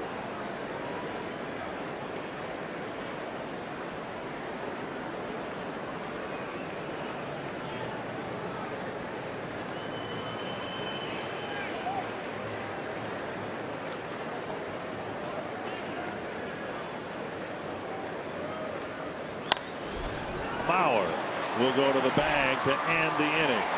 Swarzak inherited 3 runners. 1 of them scored. The Twins come off the field with a 1-run lead.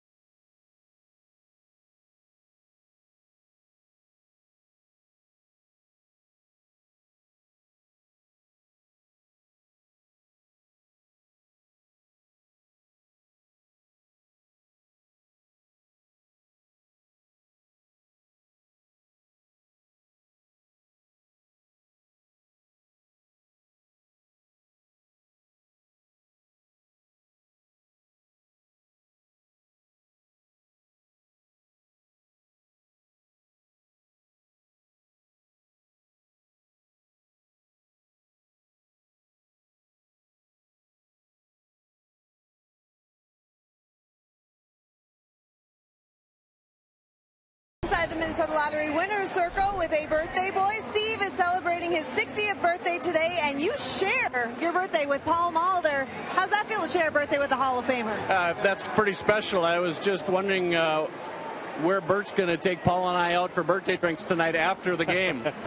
Well, I don't know. Bert, what do you say? Well, we went to Manny's last night. Maybe how about Manny's? She asked how Manny's is. Does that suit you? Manny's Steakhouse. Manny's Steakhouse. Yeah, his choice. That's fine. Okay, I think that's a pretty nice choice. You might need winnings from your $100 worth of scratch-offs in the Minnesota Lottery to pay for that dinner, but we're going to give it to you anyway to help you enjoy your birthday. Why, thank you very much. I appreciate it. Happy birthday. You are hereby circled. Oswaldo Arcia starts the bottom of the 5th. Pitch is up high, ball 1. Phil Koch entered the game. The Twins threatening. Actually, they got a single with 2 outs in the 3rd. That's all it was. He walked the first man he faced. He's set down 4 men since. Now in a 1-run game. Arcia takes a strike, 1-1. It'll be Arcia, Plouffe, and Suzuki. There was one time, I think 3 years ago, that the Tigers were really seriously thinking about starting Phil Koch. He had made 14 starts, but they didn't fare as well as they had hoped, and then last couple of years back in the bullpen. Well, they've always, seems like, been looking for a left-handed starter. They traded Drew Smiley. And well, Robbie Ray, they hope that he turns into a solid starter. But to get a guy like David Price, you have to give up something, and the Rays ended up getting Smiley. 1-2 to Arcia. 2-2.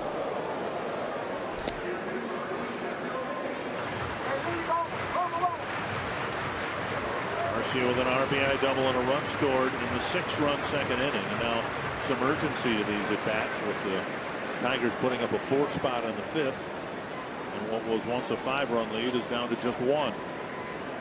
2-2. Arcia hooks it. Foul. Always watch Phil Koch. I like the way that he gets set. He works out of that stretch position, but as he comes up, take a deep breath, kind of shrug his shoulders a little bit, take a deep breath.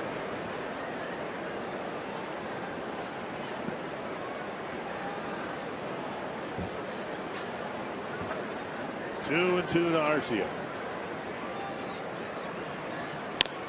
To center, where Davis awaits. One down. That'll bring up Bluth.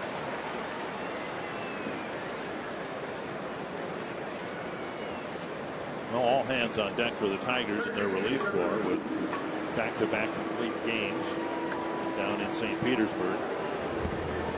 And by game's end, we see most of the Detroit bullpen.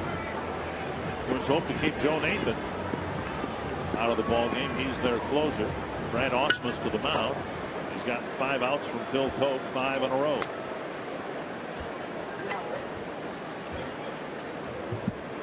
And a pitching change with 1 out in the 5th.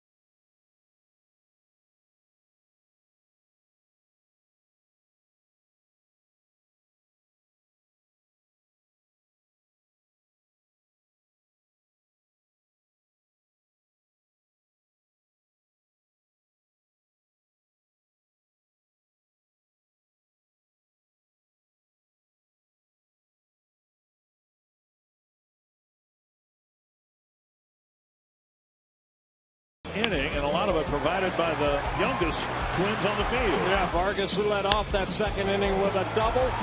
Arcia with a double that scored Vargas, and then later in the inning it was Santana with a 2-run home run. There's Escobar right there. There's Santana's 2-run home run. Twins had a 6-run bottom of the second, but now it's a 6-5 lead. See, most of what the Twins have done offensively here tonight happened in rapid succession and with emphasis in the second inning. A couple home runs, 3 doubles, and in and around that just 1 single. Jim Johnson, the former Oakland, former Baltimore closer, comes in to pitch to Trevor Plouffe with 1 out in the 5th. Yeah, Johnson ended up getting released by the Oakland A's and then signed a minor league contract with the Tigers in August and just called up about 10 days ago.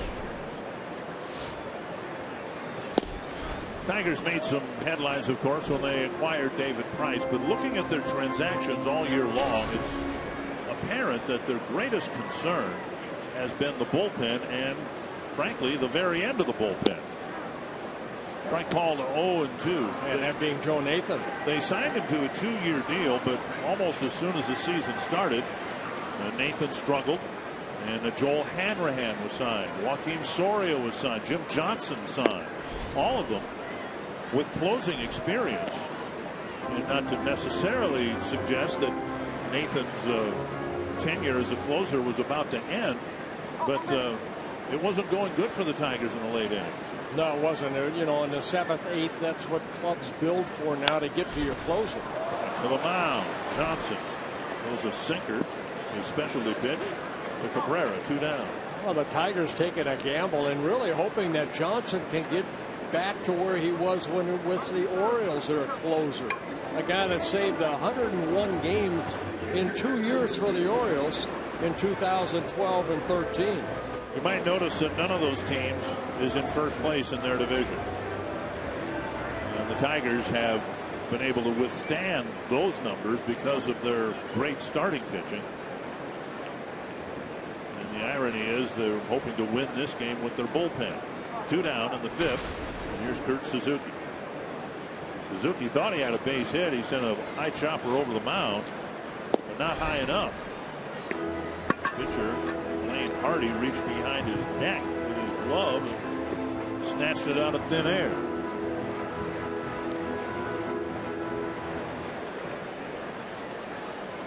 One strike to Suzuki. Hit hard to right center field. Davis with the catch on the edge of the track. Another 1-2-3 inning in the bottom of the 5th.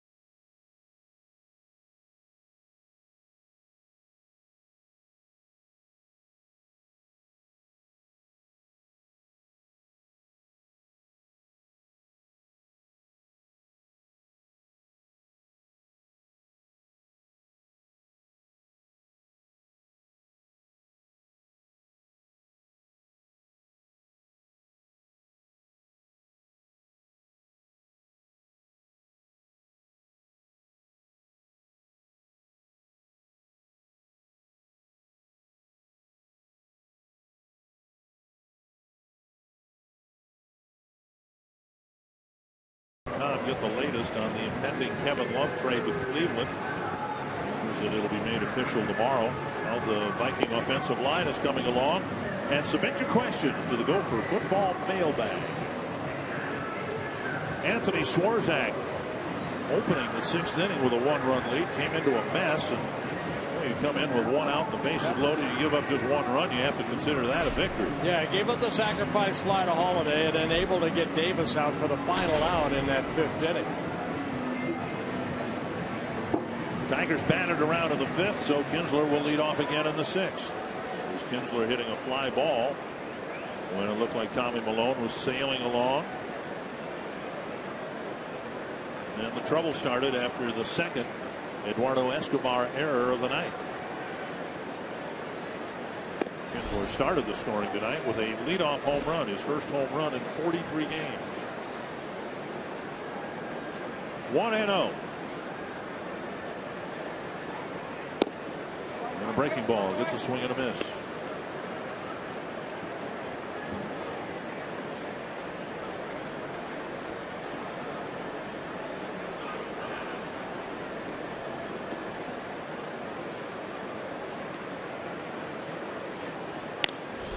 Fisted to left, a base hit. And the Tigers get a leadoff single, and the tying run is on right away here in the 6th. While the Twins appreciate every fan, every game, they're going to spend the weekend of September 19th making sure of it. Fan Appreciation Weekend at Target Field is September 19th through the 21st during the games against the Indians. Fans in attendance can win all kinds of great prizes and gifts on Friday and Saturday. And on Sunday the 21st, the first 10,000 fans 14 and under will get a Joe Bauer growth chart. Visit twinsbaseball.com or call 800-33-TWINS. Here's Hunter. Yeah, throw over. Kinsler, 12 stolen bases in 15 attempts. Swarzak, pretty quick home. Only one stolen base in only one attempt against him this year. He'll utilize that slide step. Tigers have 84 stolen bases. They've been caught 36 times.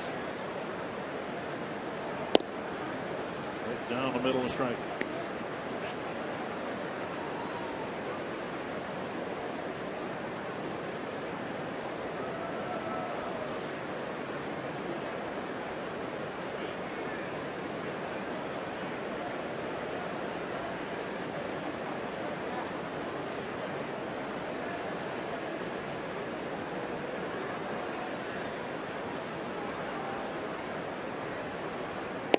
Inside with a fastball,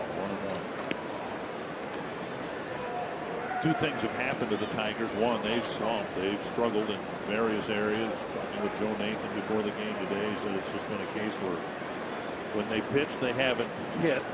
Witness yesterday. And when they've hit, they haven't pitched. But the other thing that's happened is the Kansas City Royals have put together an epic hot streak. Yes, they have. Close play at first base. Quick move right there by Swarzak. Almost picking Kinsler off. Joe with the quick tag. But Kinsler using the outfield side of first base to get that right hand on the bag. Twins need something to regain some momentum here. Ground ball double play. And all Tigers since the bottom of the second inning.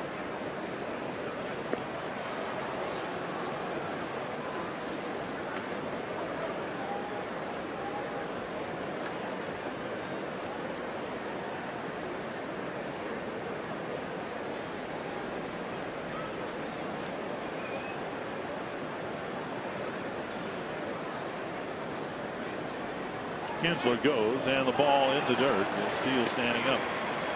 Swarzak with a breaking pitch in the dirt. The time runs in scoring position with nobody out. He ran on the right pitch right there, the breaking ball that Suzuki had to just block and keep in front of him. So the 13th stolen base for Kinsler.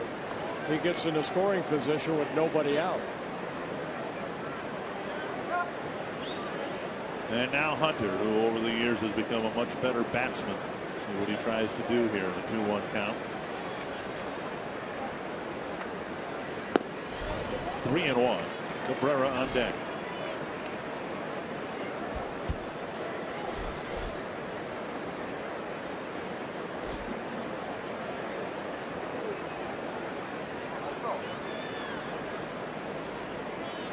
Fouled away, 3-2.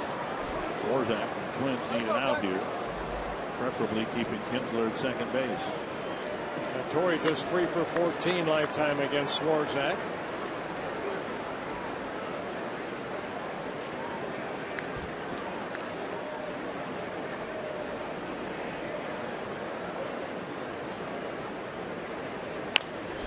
On the ground, scooped up by Escobar. And away. A fastball inside that jammed Torrey Hunter. He couldn't get that ball to the other side of the field, especially with 2 strikes. And it's an unproductive out for Torrey Hunter. And now at least some flexibility here with Cabrera, depending on how the at-bat evolves. If you get ahead of him, you can go after him. And I think Ron Gardenhire is going to make a move here. Miguel Cabrera against Swarzak, 6 hits in 19 at-bats with a couple home runs. Swarzak coming out. And we'll have another pitching change here with 1 out in the 6th.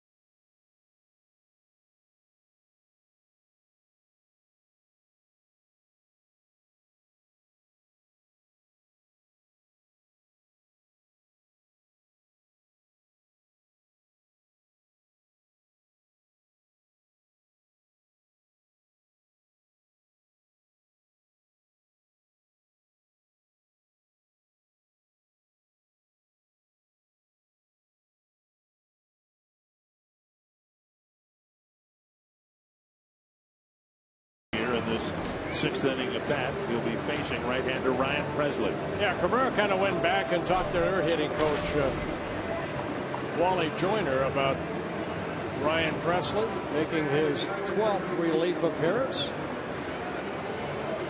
Now Presley against Cabrera. Cabrera is 0 for 3 with a strikeout. I mentioned the numbers against Swarzak, so maybe Ron Gardenhire feeling that we got a better chance against Cabrera with Presley on the mound over Swarzak. Cabrera bounced to short in the first. A couple of singles have followed. A run scored in the 4-run 5th.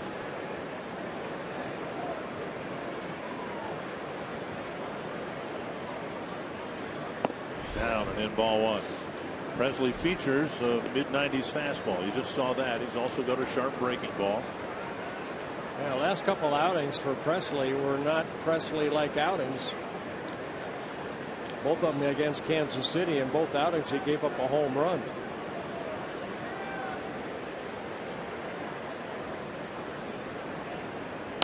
Fouled back.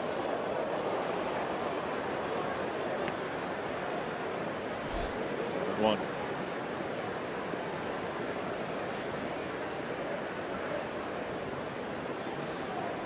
Tigers out hitting the Twins 11-8. The Twins have committed 2 errors, one of them costly. 2 of the 4 runs the Tigers scored in the 5th inning were unearned runs.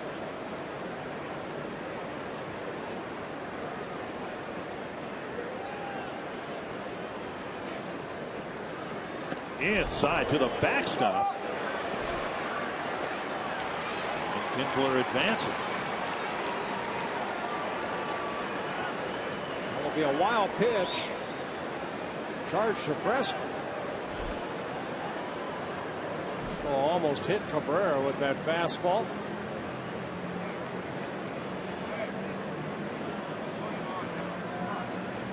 Tell you what, if you're at second base and it's a pitch like that with the ball coming off that limestone behind home plate, you better get over to third.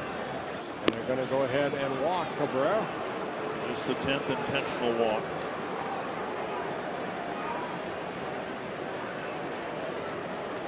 Ball 2 going to the backstop, and the advancement of Kinsler to third just changed everything here. Now the Tigers feeling pretty good, I'm sure. First and third, 1 out. Victor Martinez up. Gardenhire pulling Swarzak for Presley, but this is not what they intended to have happen, with both Kinsler advancing and Cabrera ending up at first base. And now Martinez hitting as a left-handed hitter, hitting .315 and 2 for 2 in his career against Presley. The hot zones for August for Martinez, who's hitting .338 coming into the ball game in the month of August. Twins have seen this, what was a 5-run lead, all but completely disappear. They need something good to happen. Strike 1. Any ground ball anywhere in the infield fielded could very likely be a double play grounder. Neither Cabrera nor Martinez run well. Yeah, again, Martinez has hit into 14 double plays. But we have seen Presley not much of a ground ball pitcher. He's more of a fly ball type pitcher.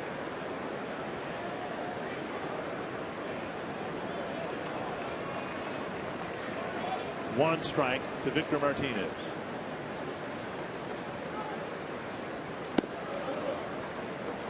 No, a ball.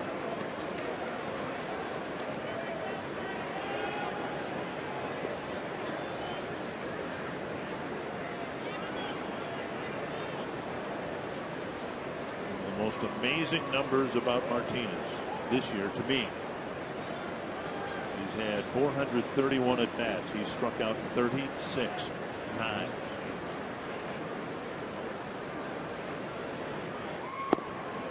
And now 2-1. Very good eye at the plate. A career .300 hitter from both sides of the plate. A career that started with the Cleveland Indians back in 2002. He has walked 51 times, but 22 of those walks have been intentional. So in terms of just standing in a box and drawing a walk, he doesn't do that very often either. 2-1 from Presley. Tapper right side. Dozier to second. Relay to first. Double play. They got it done. Nice turn by Brian Dozier. An excellent throw by Escobar over to Mauer. A Tiger threat taken off the boards with Dozier quickly firing to Escobar just as quickly to Mauer.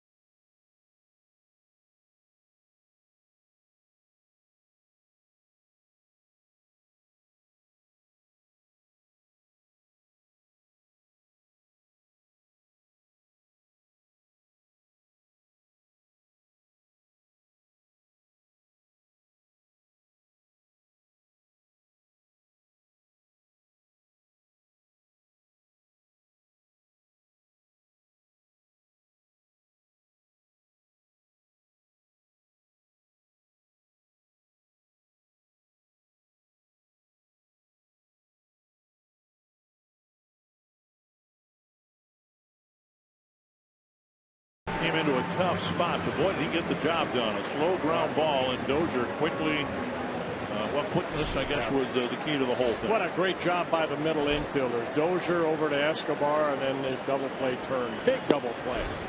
Strike one to Escobar, who will lead off the Twins' sixth. Escobar, Schaefer, and Santana.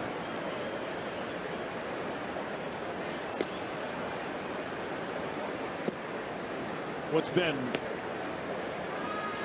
ironic, if not humorous, from a distance, to hear Dave Dombrowski and Brad Ausmus continue to give Joe Nathan votes of confidence while seemingly on a bi-weekly basis they bring in another closer to fit into the mix.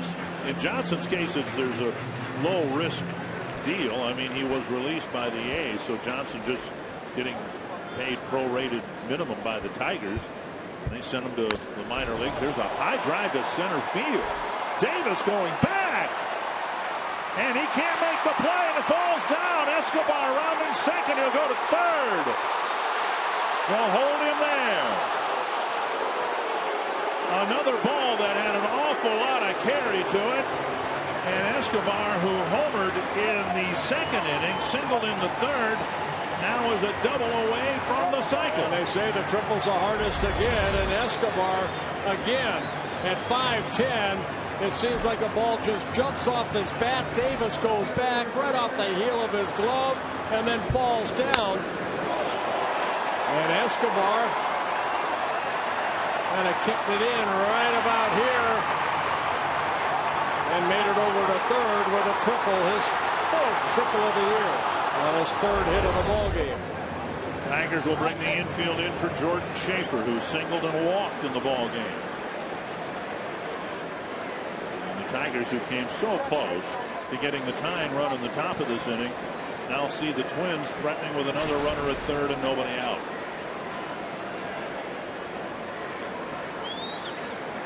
Infield in on the grass all the way around. Cabrera backpedaling a step at first. Foul, that got Tom Hallion.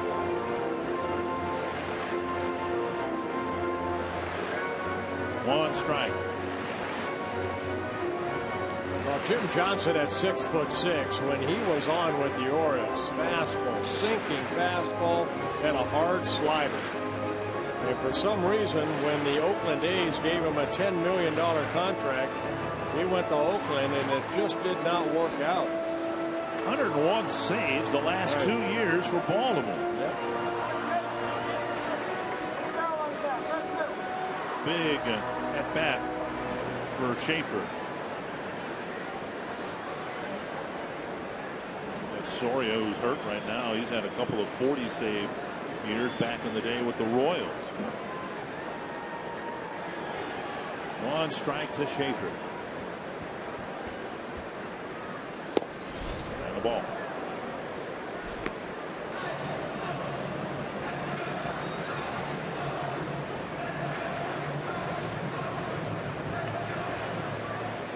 Infield in, of course, cuts down their range if Schaefer can just hit something sharply by one of the infielders.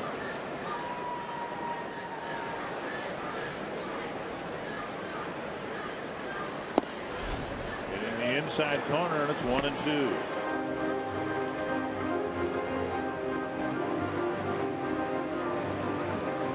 The Twins had the Indians here the other night, jumped out quickly 5-0. Cleveland scored the next run and then kept building momentum through the game. I'd like to think, if you're a Twins fan, that here in the 6th inning you can have a momentum shift back in the Twins' favor. The Tigers should have scored in the top of this inning but didn't. Now the Twins have a chance to answer in the bottom of the inning. Nice stop by Holiday. 2-2.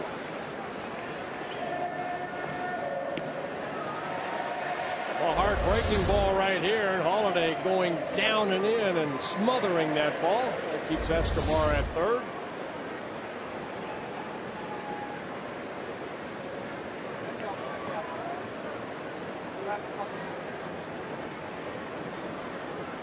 On a ground ball through the middle, the Twins would take a doink to the short outfield. Anything to get Escobar in. 3-2, and Holiday has that bounce out of the mid.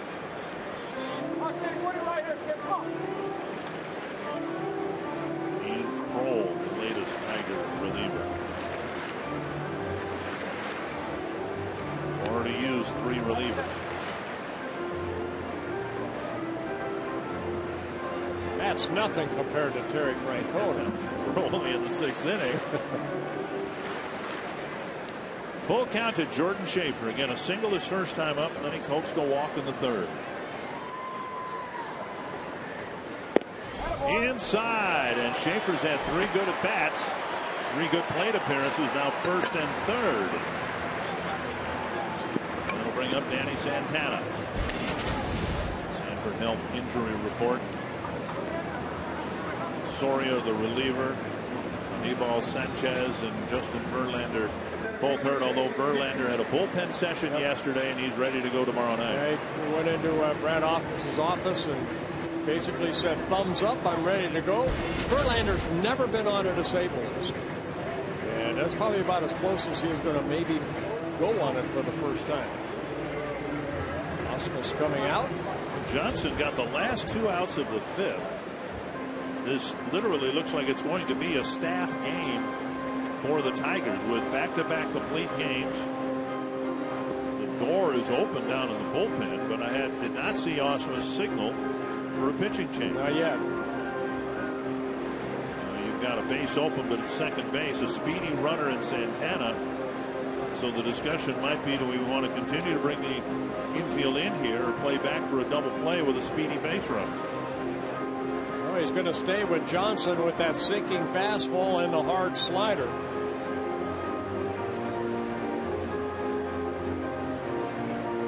Twins bullpen similarly is in decent shape, but not coming off 2 complete games.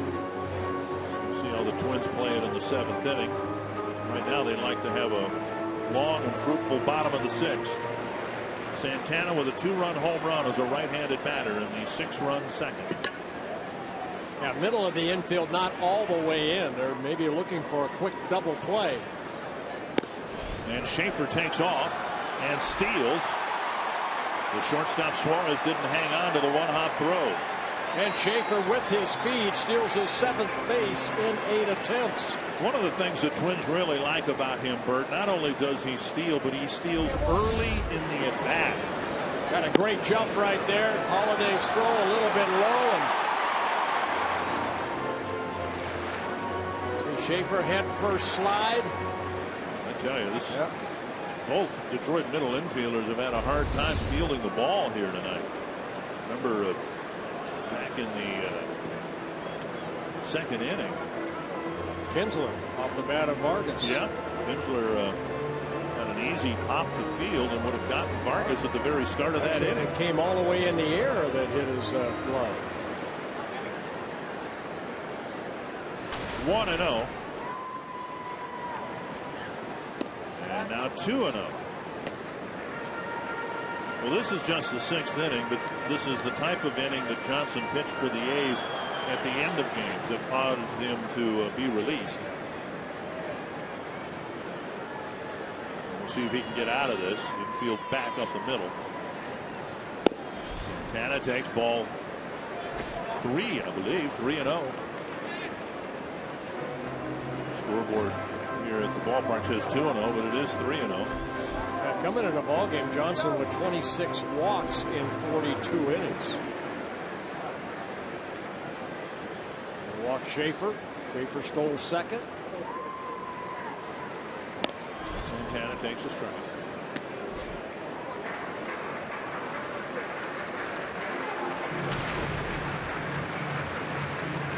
Some horrible games here over the years. In his days with Baltimore.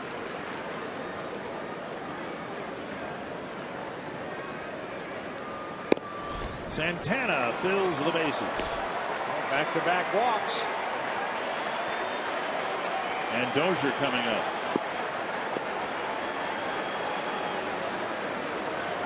Dozier with a walk, pop up, and a ground out.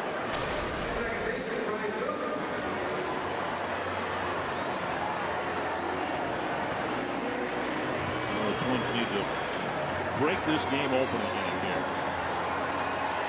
Dozier and then Lauer and hopefully a few others.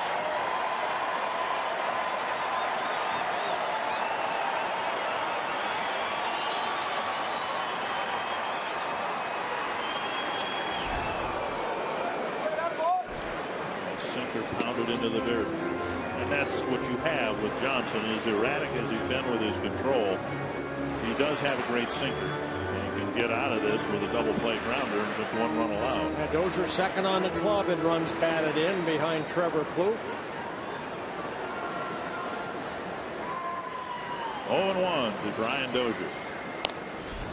Flip foul over the Twins dugout, 2 strikes.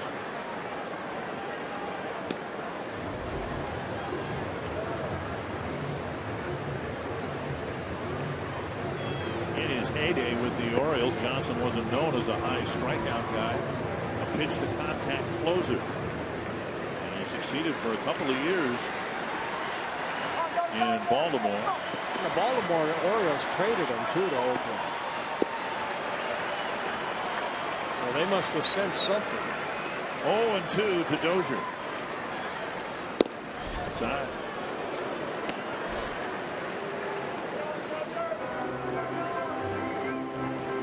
Weeks and a minor league catcher going to the Orioles.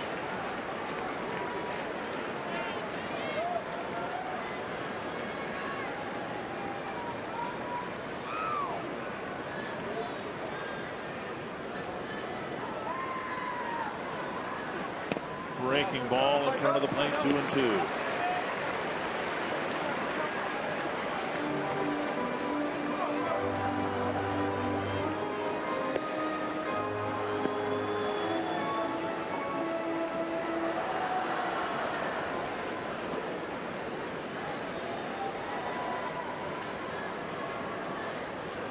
Dozier.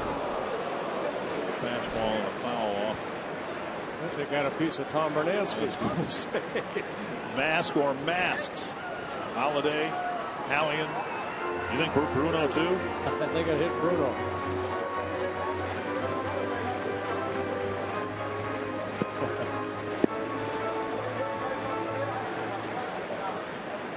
He's okay.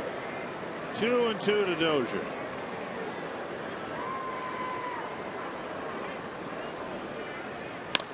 Base hit left field. Escobar scores. Schaefer will be held. And the Twins lead it now 7-5. That's a big hit right there for the Twins and Brian Dozier. He's been struggling at the plate, but he delivers right here against Jim Johnson.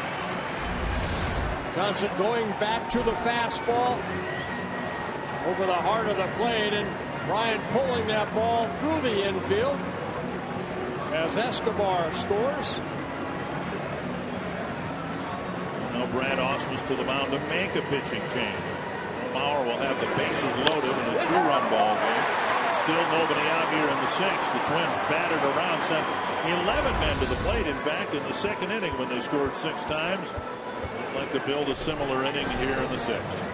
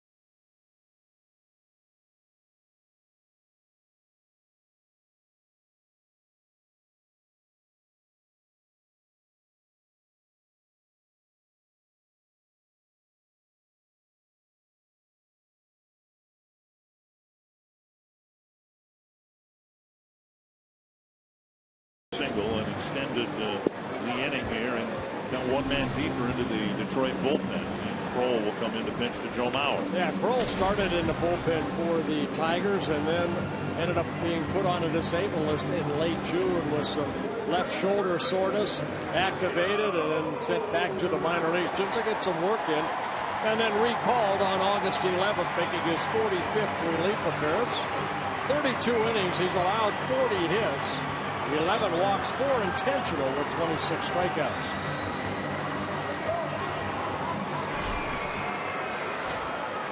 Bull in his first season with the Tigers. He came over in the Doug Fister trade. It's Mauer, 1 for 3 today, a run batted in. No, I beg your pardon, a single, no run batted in back in the 2nd inning. Ball 1. This is again a staff game apparently for the Tigers on pitcher number 5, and we're just in the 6th inning. They have 3 relievers left.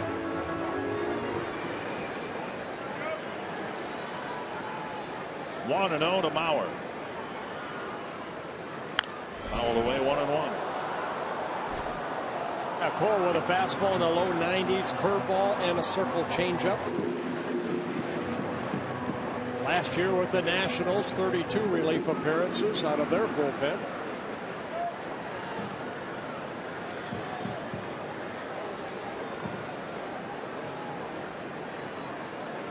Now we're trying to deliver through a drawn-in infield. That'll work. Schaefer scores. Santana flying right behind him. Mauer with a 2-run single.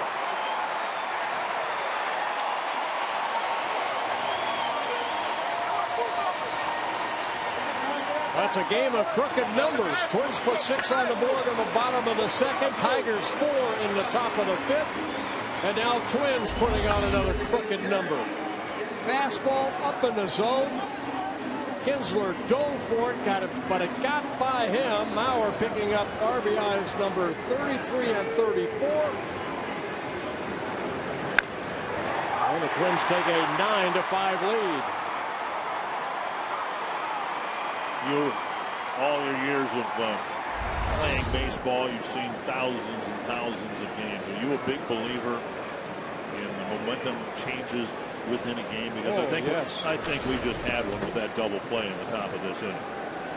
Twins had innings of pretty much ineffective at bats, and all of a sudden Dozier starts a great double play, and look what's happened. There's still nobody out. Well, lack of pitching on their side helps too. Well, I know. But I agree. You know what? I mean, that kind of gets everybody awake again in the dugout. 2-0 now to Vargas. A double that started a 6-run inning, a pair of swinging strikeouts since. I mean, Escobar started this off with that fly ball to deep center. Davis fell, triple, then a couple straight walks by Johnson. Kind of set up the Dozier base hit, and then Mauer just a 2-run single. And a strike, 2-1. Johnson still responsible for Dozier, but in 2 1/3 innings over 3 games, Johnson's given up 5 runs, 4 of them earned.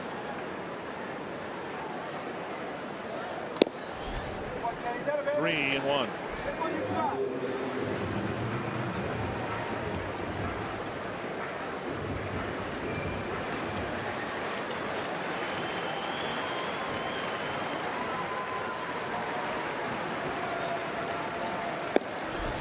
Strike ball, 3-2.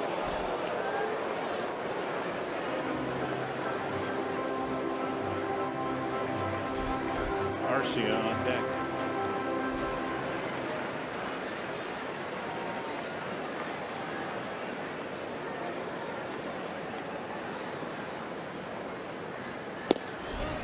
Ball 4. Third walk of the inning. Are reloaded. 3 walks, 3 hits.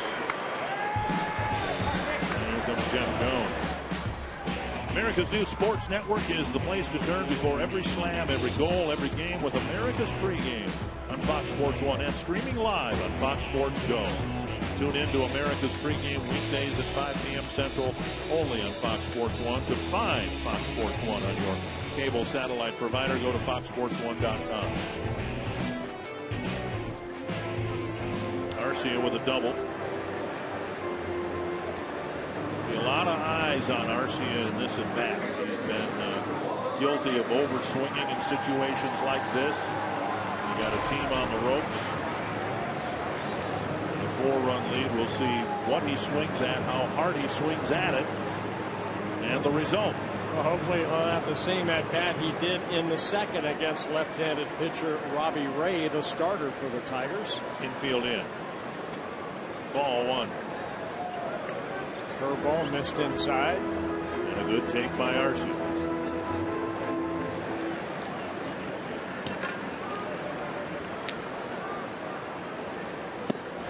Fastball at the knees. Yankees beat the White Sox 4-3. Houston beat Cleveland 5-1. Kansas City with a 5-3 lead in the 9th in Arlington. Bobbled by Kinsler. And Arcia will reach. Another run will score. Kinsler tried to backhand it, but it rolled through the webbing of his glove. He was already throwing home before he got the ball in his glove. So he was going to go home with that baseball, and the ball just scooted past him.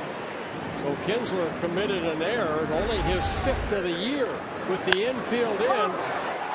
Saw that little short hop get away from Kinsler. Well hit ball, but again the infield in and not much reaction time, and Kinsler was reaching for the ball in the glove, but it wasn't there. And now Plouffe, bases still loaded, still nobody out. Ball 1. 10-5. 6-run inning, a 4-run inning so far.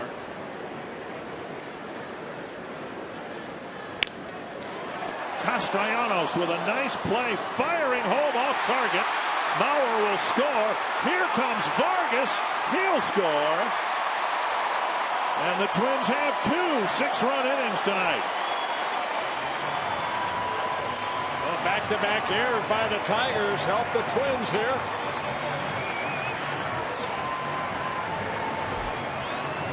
Castellanos thought about, as soon as he got up, he threw home, but threw wildly toward the infield side, trying to get that runner at home. That being Mauer, but the ball got past Holiday, and then Vargas, who was hustling to third, noticed that ball went toward the Twins dugout, and he scored from second base. Saw Vargas sliding right there, but got back up and scored the 6th run of the inning. So a couple sixes put on the board by the Twins. Now Suzuki, who participated in neither the 6-run second, and so far he hasn't done a thing here in the 6-run 6th. Hit the ball hard his last time up, lining out to center fielder Davis.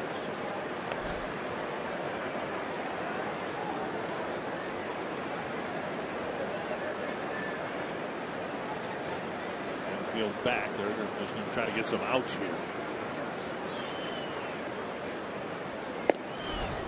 And a strike. Yeah, Trevor Plouffe credited with an RBI, but then the other run being Vargas scoring on the air.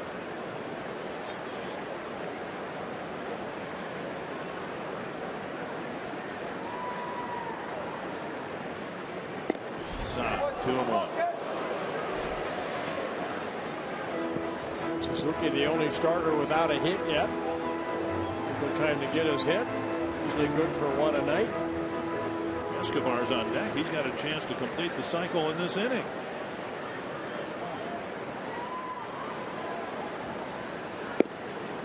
Three and 1.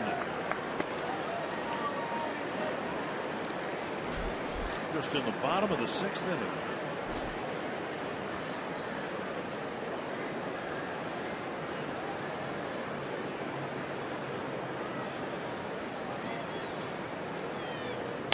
Fouled back. 3 and 2.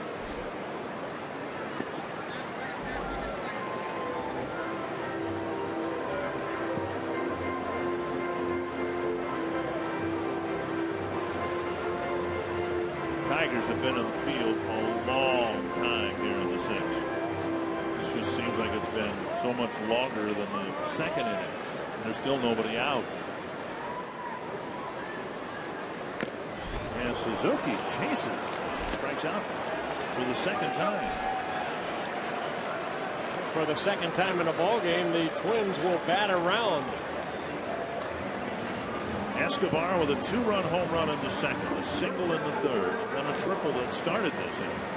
Last Twin to hit for the cycle is a guy who did it just a few days ago for the Rockies, Michael Kadire. Now, wouldn't it be something with Paul Molitor's birthday, who he hit for a cycle against the Twins, right, that Escobar gives him a little birthday present.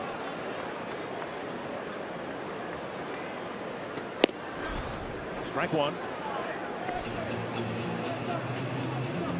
Escobar, who's been so sure-handed at shortstop, getting 2 errors and a big one that allowed the Tigers to put 4 runs up on the board in the 5th. And he might make a little baseball history here tonight on the offensive side. Yeah, I'm going to go back to Danny Thompson, my old roommate, when Dave Golst was pitching and he made a couple errors behind him, and he went into Dave Golst and said, "Why don't you just have him not hit it to me anymore?" Foul back, Escobar with a 1-2 count.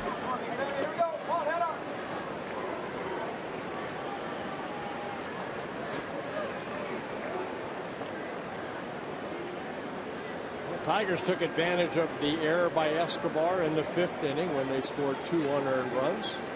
And the Twins taking advantage of a couple Tigers errors in the bottom of the 6th. Foul back.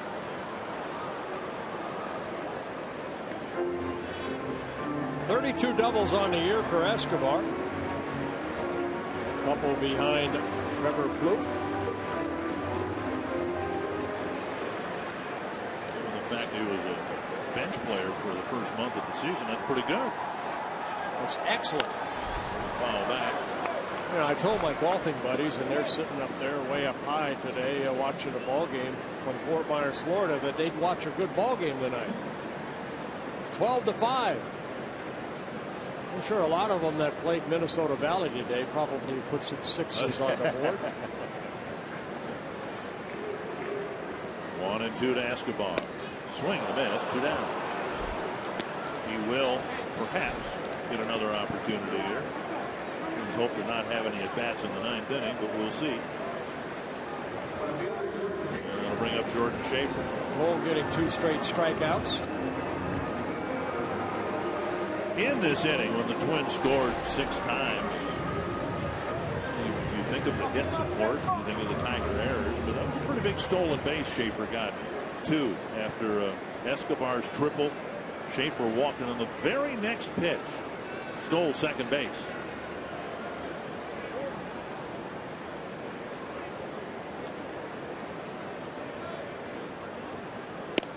Inside with a breaking ball. Schaefer, good day at the plate. Singled in the 6-run second inning, and then a couple walks. He has scored twice.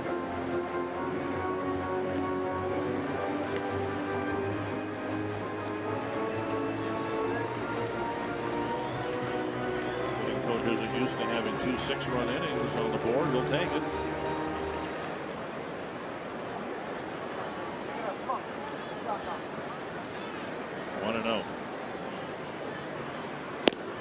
Swing and a miss, 1-1.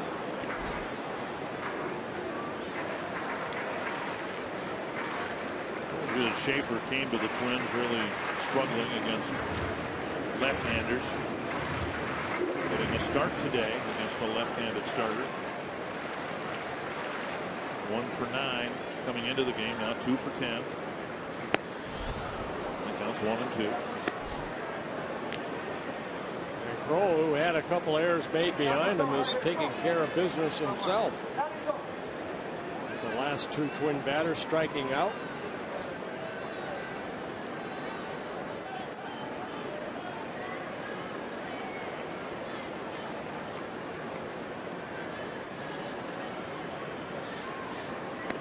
Two and two.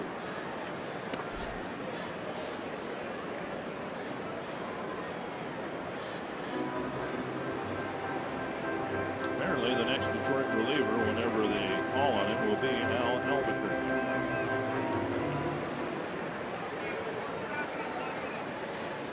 Two and two to Schaefer.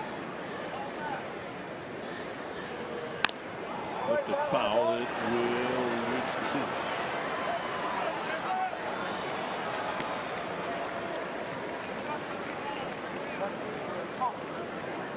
All 3 left-handed relievers have been used. Kroll appears to be nearing the end of his stint.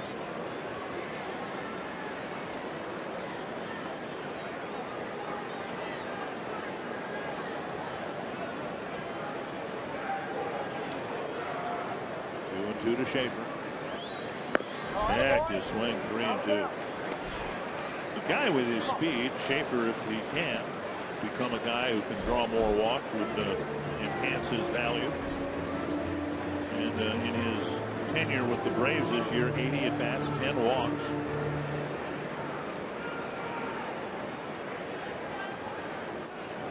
A chance to draw his 3rd consecutive walk here tonight. And he does. Bases are loaded again for Santana.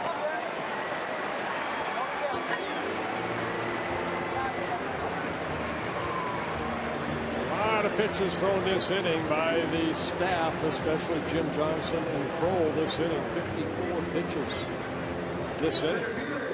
54 pitches thrown by the Tigers. This half of the inning, just this half, has lasted 32 minutes. Santana walked and scored earlier this inning. Twins sent 11 men to the plate. Ground ball, base hit to center. Arcia scores, Plouffe scores, Schaefer at 3rd. and this has been just an awful inning. No, it for hasn't. the Detroit. Let me finish. For the Detroit Tigers. About a 2-run single. Santana driving in 4 runs. And it's a 14-5 ball game. Jumping on the high fastball, lining it right up the middle.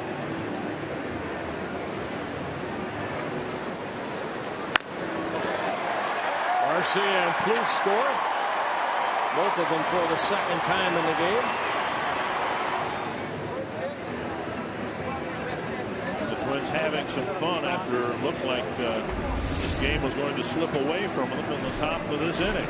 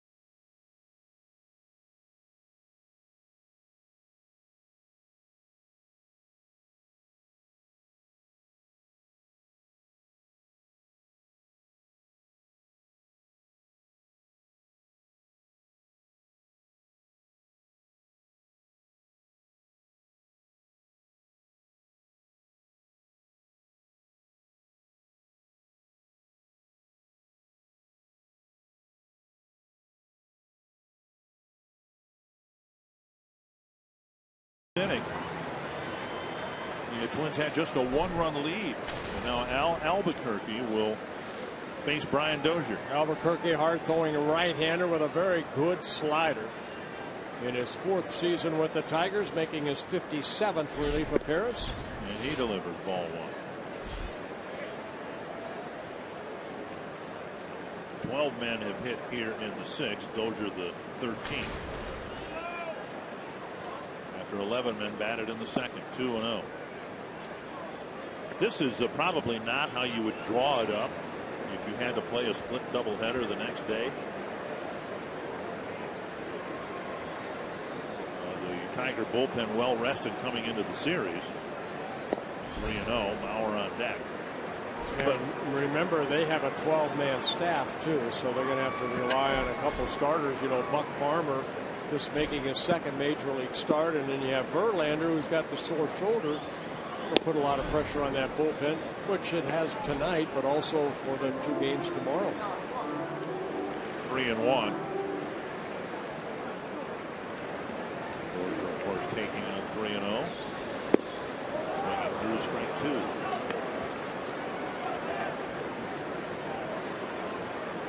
Game is already over 3 hours old, and we're just in the bottom of the 6th.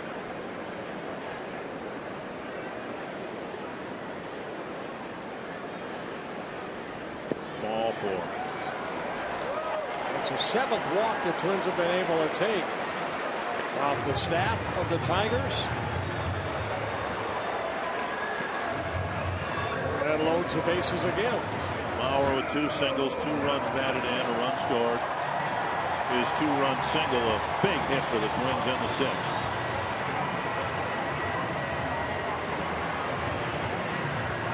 For a while, the Tiger bullpen, beleaguered as it's been all year long, was actually doing a nice job allowing the Tigers to get back in the game, but it's all blown up in their faces here in the 6th.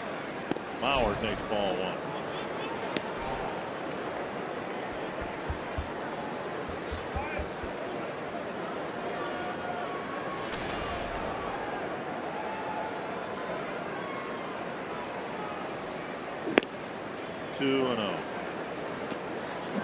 much as anything else, it's been the control or lack of it here in the 6th. And that all started with Johnson. Gave up the triple to Escobar, then walked the next 2 batters. Been 3 walks since then.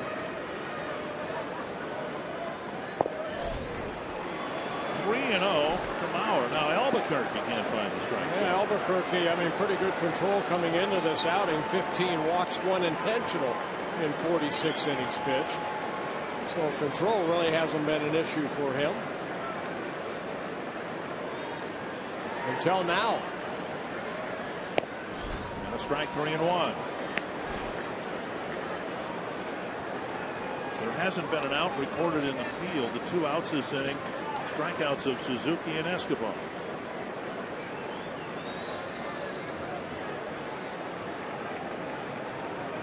Three and 1. 3-2. They went with a slider, 3-1. And at this point, even Joe Mauer, as discerning as his eye is, he's got to be swinging at anything close here, doesn't he? Well, hopefully it's hittable somewhere in the gap. And it's ball 4. My goodness. They tried to come back with a 3-2 slider and missed. An RBI without swinging the bat. The 8th walk the Twins have taken. 6th this inning. And here comes Jeff Jones. Larry DeVito, the groundskeeper here at Target Field, done a great job patching up this field after the Paul McCartney concert. He may have to do some patching in the pathway between the visiting dugout and the mound after what Terry Francona did the other night. This inning alone, I think there have been 5 trips to the mound. Yeah, you know what? They're just some ugly games, and right now, for the Tigers, this is an ugly game. Good for the Twins, though. Vargas has scored twice. A double, 2 strikeouts, a walk.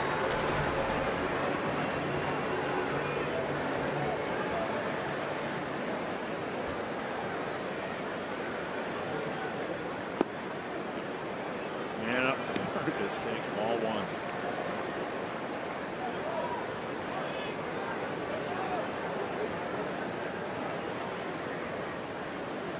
Swing and a miss. On the slider.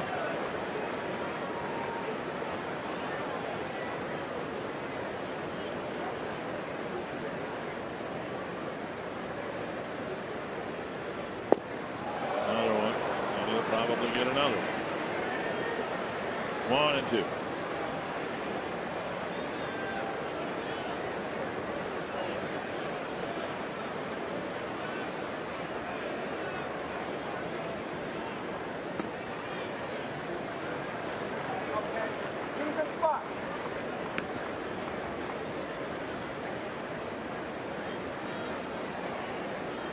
Two and 2 to Vargas.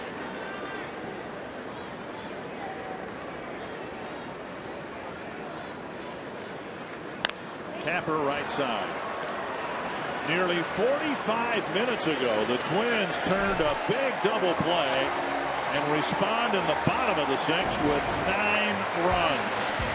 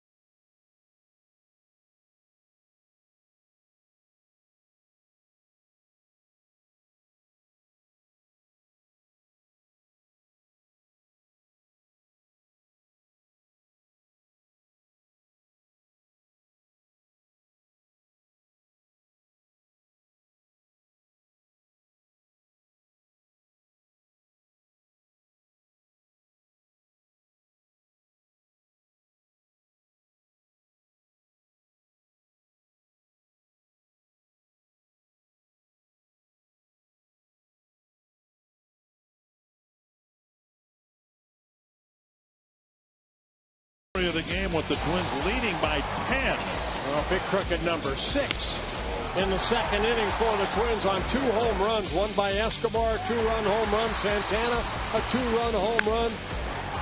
Mauer with a big 2-run single in the 9-run 6th inning. Thanks to 6 walks in that inning, 4 hits, 2 errors committed by the Tigers. That's a 15-5 Twins lead. And Ryan Presley, who was on the mound with the Tigers roaring and imminently, it seemed, ready to tie the game, take the lead, he's out. He got the big double play, and now Jared Burton will pitch to the Tigers in the 7th. Yeah, Jared Burton coming in for the 54th time. He last worked on Tuesday against the Indians, 1 shutout inning. Snap bat skipped over the Twins dugout. There's Parmalee in the game at first base. And another added benefit for the Twins. Everybody's going to play tomorrow in the split doubleheader, so Parmalee figures to maybe get an at bat and get a chance to play some at first base where he may play tomorrow.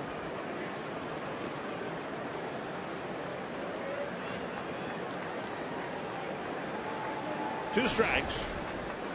J.D. Martinez.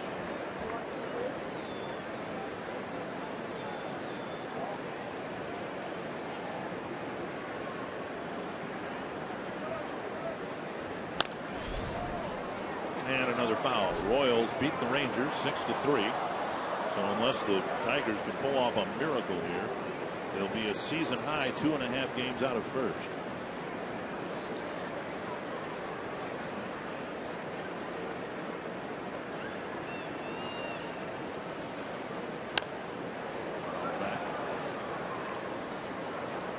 Significantly, 2. Seattle beat Boston 5-3. The Mariners would pick up a game on the Tigers in the wild card. They'd be a half game ahead of them. Yeah, Seattle playing good baseball.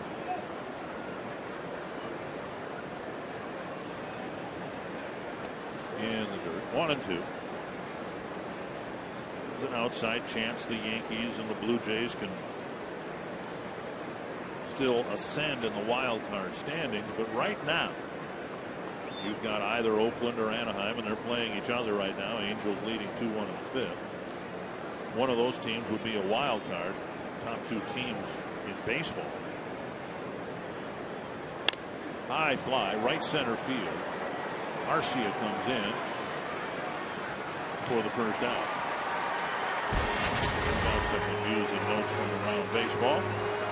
Felix Hernandez didn't get a decision, but pitched well enough to allow the Mariners to pick up a win over the Red Sox. Drew Smiley, the former Tiger, traded in the David Price trade. Brilliant.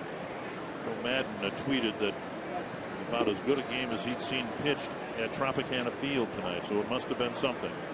And Ben Revere might end up winning a batting title if he can steal it away from Justin Morneau. Got 2 former Twins having good years in the National League. There's Castellanos, 1-0.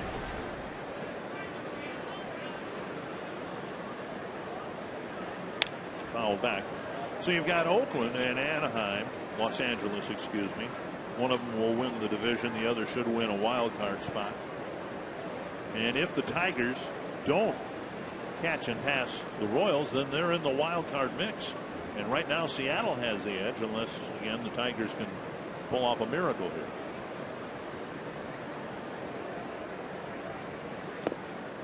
Two and 1.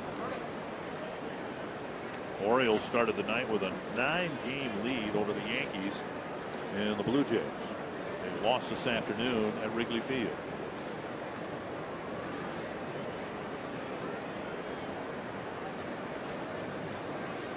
Giants broke the Nationals' 10-game winning streak. Doug Fister taking the loss. We can say all that because we've had a very long ball game here tonight. And just about everything in baseball has wrapped up already. I think too many times we've had long ball games, but the score has been the complete opposite. So it's nice for the Twins to have the 10-run lead. Deep to the right field corner. Arcia chasing it, but it's out of play. The ball just kept slicing away into the crowd.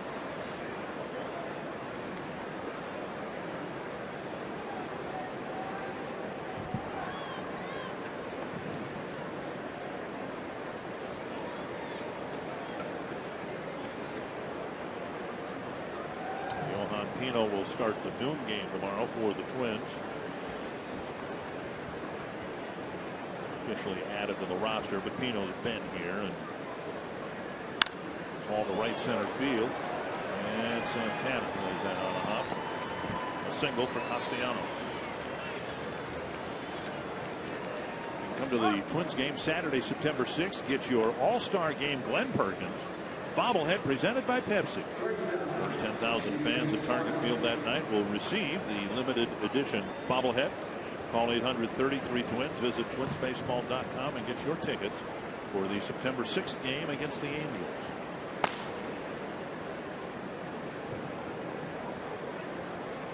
Got a shorter than hoped for start from their starter, Tommy Milone. He was given a big lead, and then Tigers took advantage of an error and knocked Milone out in the 5th. So they've had their own bullpen issues. Reliever number 3. High, 1-1. Talked about the Orioles. They'll be playing the rest of this year without their outstanding young third baseman Manny Machado, who's going to have season-ending knee surgery. Hook foul. And again, that's a shame. Didn't he start the season on a disabled? That was the other knee. Right. And it's a shame because one of the things that makes the postseason so much fun to watch, even if your team, in this case the Twins, aren't in it, is seeing the best players, particularly the young players. Base hit to left. First and second, one away. Well, I think if you're a baseball fan, you wanted to see Garrett Richards starting for the Angels. You wanted to see Manny Machado. Brian Holiday, the catcher, will hit with a sacrifice fly that drove in the last Detroit run in their 4-run 5th inning.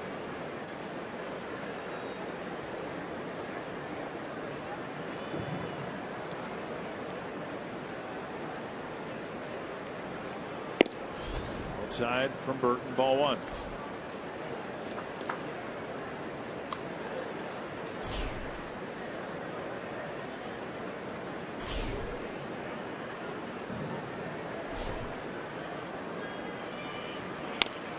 Capper to third. Stepping on the bag, Plouffe firing across, and Parmalee can't backhand it. And so it'll be the third error. Plouffe stepped on the bag, got the out there, and then tried for the double play, but his throw sailed and sank on its way. Yeah, I think he had a little more time to set up and make a better throw because of who was running, and that being Holiday, the catcher. So the ball right there hit right on the bag. He steps on it and then tries to fling it over, and the ball one hops Parmalee, got by him. So runners at second and third. Be a fielder's choice for Holiday, but the error by Trevor Plouffe, his 10th of the year. So far tonight, 20 runs have scored. There have been 25 hits, 5 errors. How many walks? Well, there's 8 for them and 1 intentional for us. 1-0 to Rajai Davis.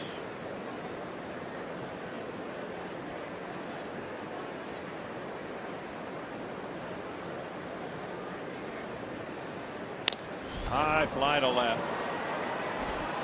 And Schaefer hardly has to move.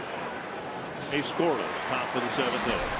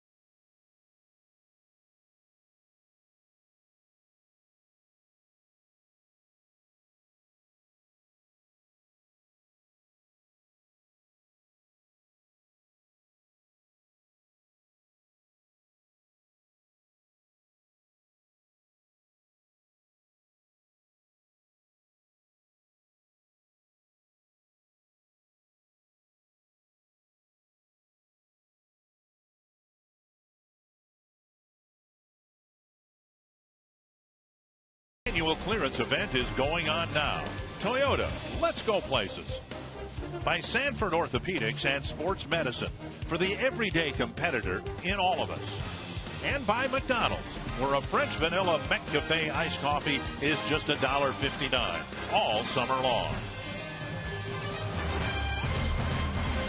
Well, 15-5, Twins lead. This copyrighted telecast presented by the authority of the Minnesota Twins and may not be reproduced or retransmitted in any form. And the accounts and descriptions of this game may not be disseminated without the express written consent of the Minnesota Twins, LLC. Jabba Chamberlain, reliever number 6 for the Tigers. Chamberlain making his 56th relief appearance. 1 win, 5 losses out of the bullpen. 45 hits allowed in 49 2/3 innings. 50 strikeouts. Hard throwing right-hander in his first season with the Tigers. 7 seasons wearing a Yankee uniform.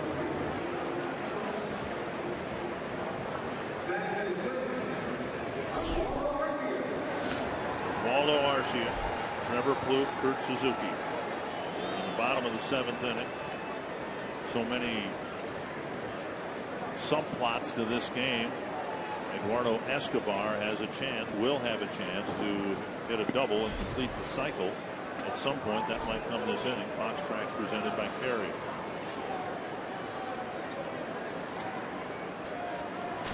Arcia an RBI double. And a liner to Don Kelly, who's now at first base. As promised earlier in the game, we have the AT&T fan photo of the game. Tweet your photo to #NorthFanPhoto for a chance to be shown in an upcoming broadcast.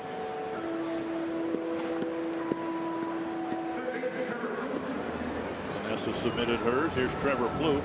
2 runs batted in for Plouffe tonight. 1 on a double in the second. The other on a error charged to Castellanos. Plouffe reached on a fielder's choice. Strike 1.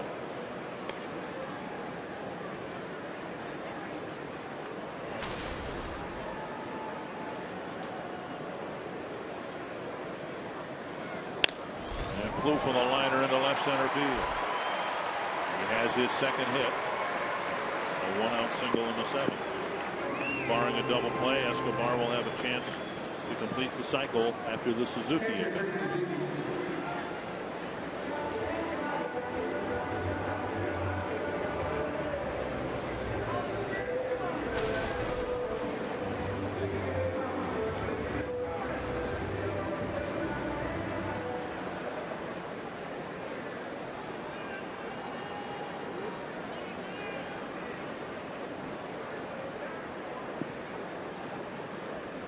Up and in, ball 1.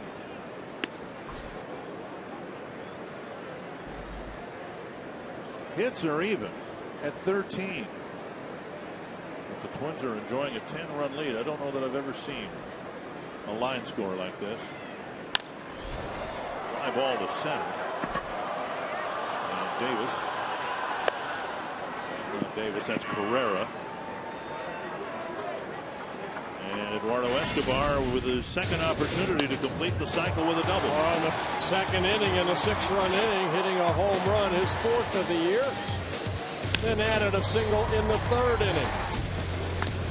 And then the triple straightaway center. And Davis fell on, but Escobar with a triple. 3 hits in the ball game. He's driven in a couple runs. He has scored 2 twice. And get this. He's faced Jabba Chamberlain once before. You know what he did? Hit a double. He got a double. Strike 1.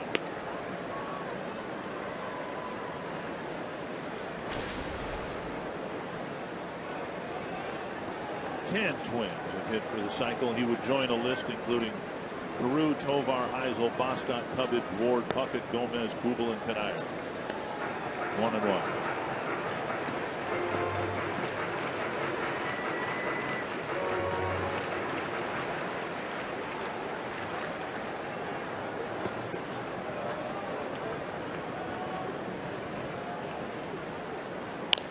Fly ball routinely hit to center, and now Carrera never got there. Keep running. It'll be a base hit, Not a double, but a pop fly single that Carrera froze on. Well, Carrera just put it into the ball game, and it's a high fly ball that should have been caught, but Carrera went back, and then by the time he could react, the ball fell in. So Escobar gets his 4th hit of the game. And on the play, Trevor Plouffe moves over to 3rd. It's been a really good night at the plate for Jordan Schaefer. 1 for 1 with 3 walks, 3 runs scored.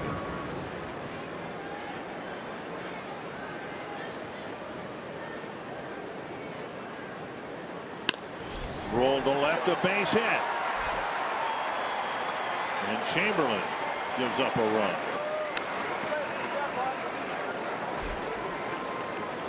Plouffe scoring for the 3rd time. Schaefer getting his 2nd hit, driving in his 4th run. That's a 16-5 game. So happy birthday, Paul Molitor. And Santana. A 2-run homer, a 2-run single, a walk, 2 runs scored.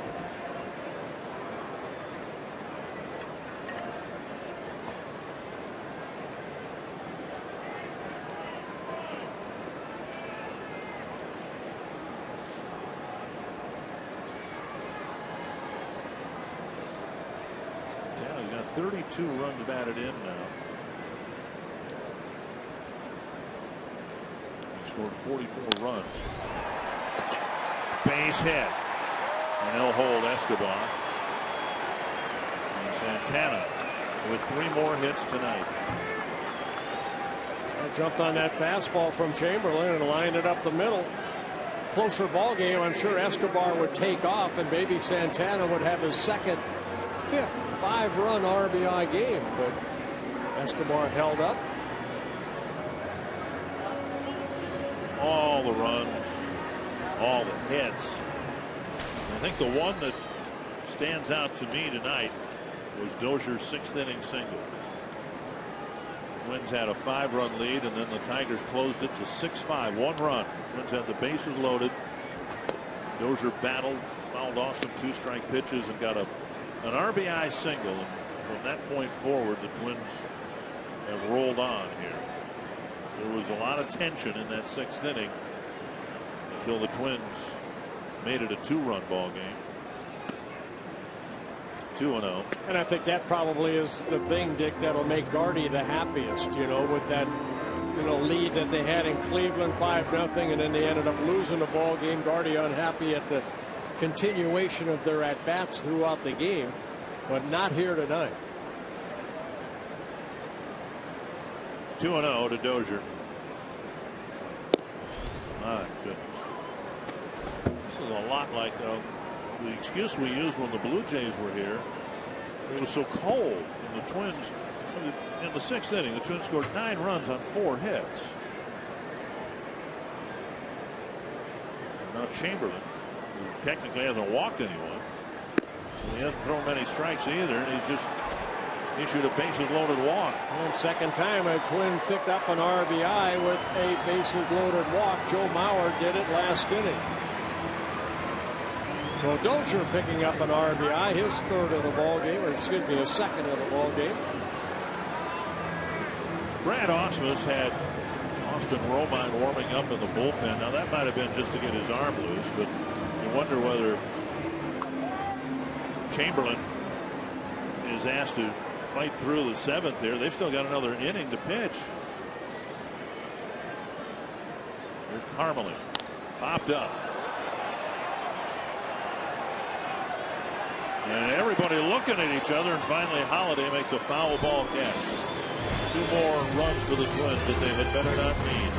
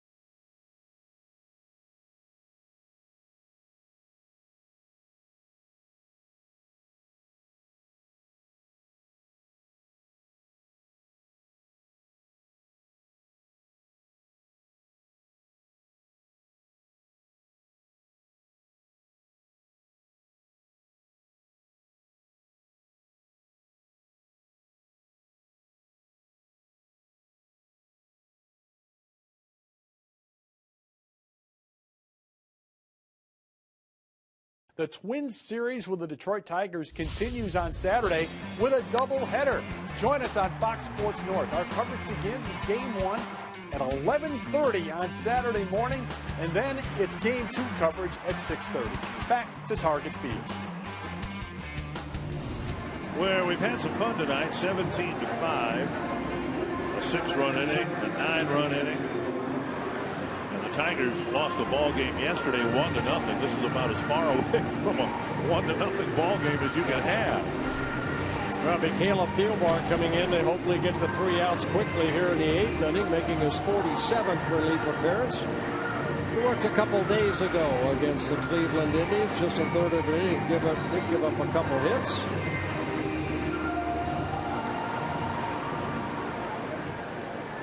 Romine will make his first plate appearance.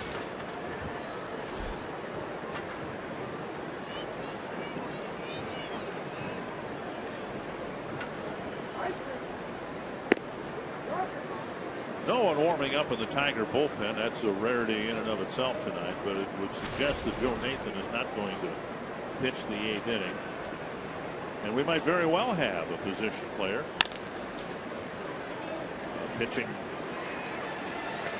for the last inning. Nathan not warming up.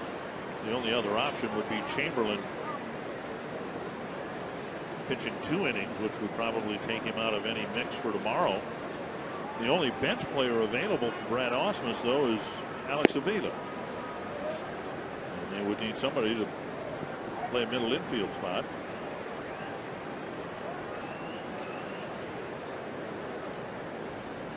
Now Ausmus talking with Holiday. 3-1 now, Thielbar. Something caused Gene Lamont to smile, so I'm guessing something's in the works there in the dugout. Just one of those days for the Tigers. Tapper to third. Bluth has it. Over to Parmelee, 1 away. Bring up Ferreira. Follow every Twins game with MLB.com at bat on your favorite mobile phone or tablet. Get live look-ins, instant replay, score, stats, audio, free MLB.tv game of the day and more. Download on the App Store or visit twinsbaseball.com today. Torrey Hunter had gone 1 for 4 in the game.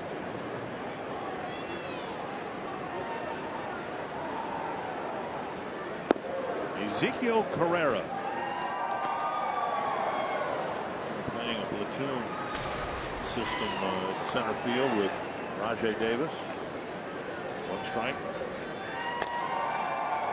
Dozier charges.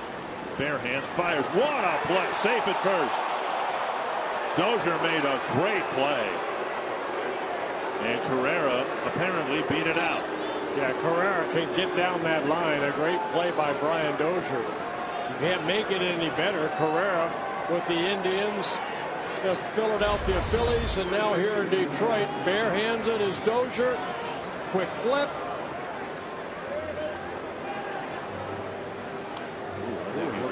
Looked like he was out. Ron Gardner came to the top step and then went back. And you say, well, hey, why put the delay on? As a manager, you want your players to continue to play hard and try to make plays. Dozier did that. And if the Twins thought that they would have been able to overturn that call, even in a 12-run game. No matter what the score is, you still play the game.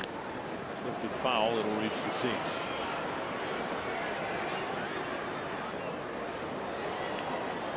This is Don Kelly in his 6th season with the Tigers, taking over for Cabrera at first base.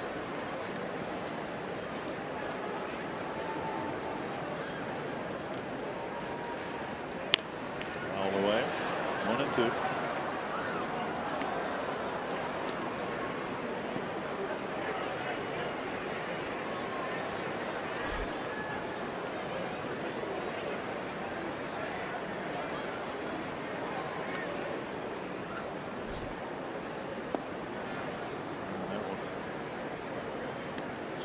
Suzuki around.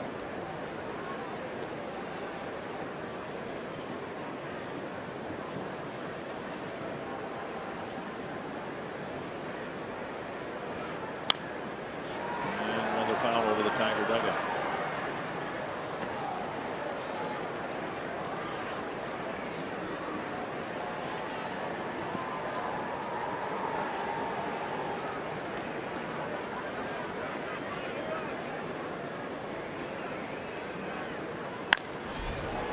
To right center field. Guerrero will fly around second. Kelly will hold up with a single. First and third one down.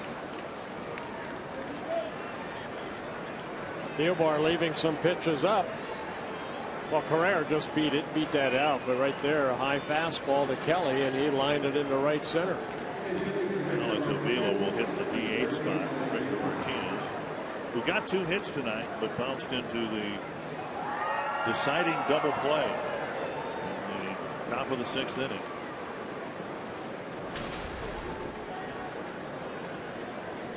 A 1-run game at the time. And Martinez didn't hit a ball hard at all, but Dozier charged it, delivered a strong throw to second base. And Thielbar all over the place here in the 8th inning.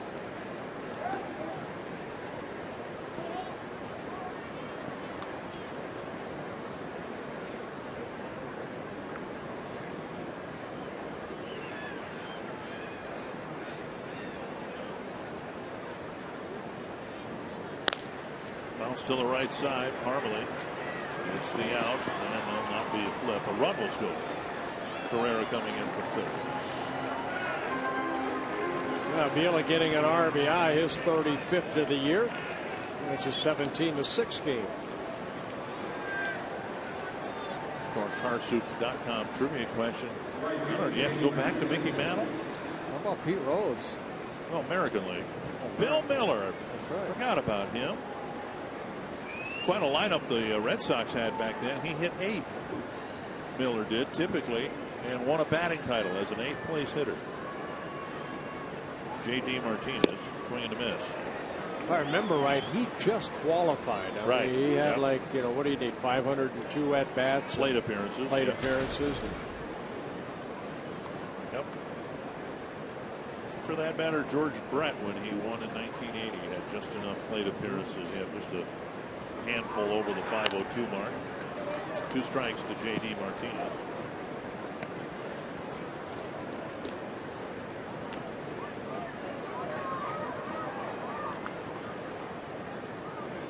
Long night for Brad Ausmus and the Tigers.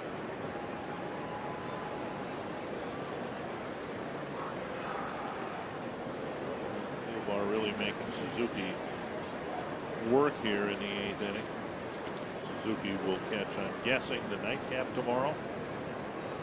Twins wanted him matched up with Tommy Malone today. That worked out fine till the 5th inning.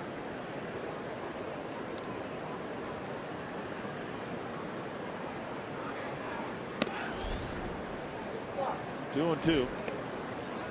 19 pitches for Thielbar, 11 strikes.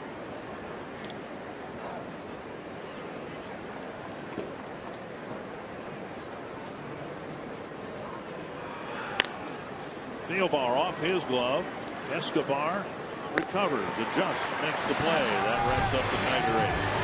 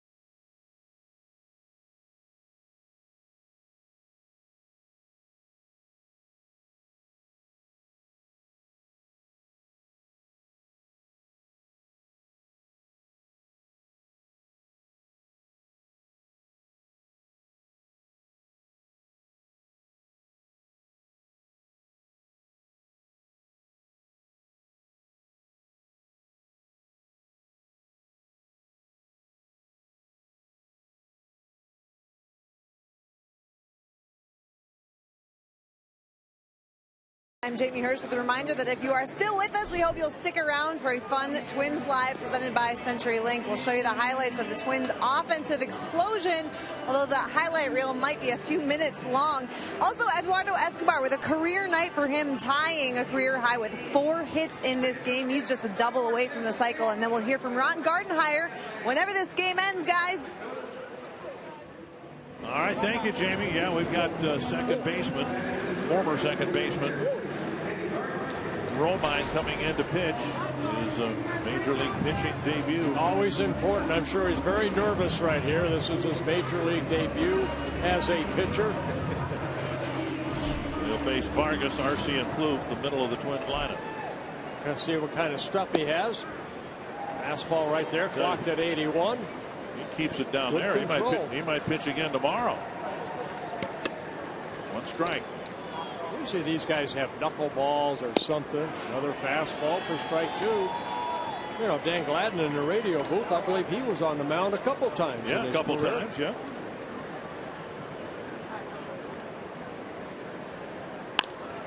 To the left field corner and deep. It's on the warning track, and Vargas on an 0-2 pitch gets his second double of the ball game. Now, Romine will learn when you're ahead in the count, you want to be off the plate a little bit. Vargas taking advantage of that fastball, hitting his second double of the ball game on his second hit. Jamie Carroll did this for the Twins last year. Drew Butera the year before that. Michael Kadire the year before that. Yeah, Drew Butera had pretty good stuff. Some thought, you know. Jamie Carroll, no. Remember Drew Butera pitching to Carlos Gomez. He threw him a 94-mile-per-hour fastball and struck him out on a 78-mile-per-hour changeup. Here's Arcia with 1 strike. Nothing but fastball so far by Romine. Whoa. And Vargas will go to third. Romine will be charged with a wild pitch. You've got to try as a hitter to keep your focus and put together a professional at bat, but you don't know where the ball is going because there's a pretty good chance the pitcher doesn't know.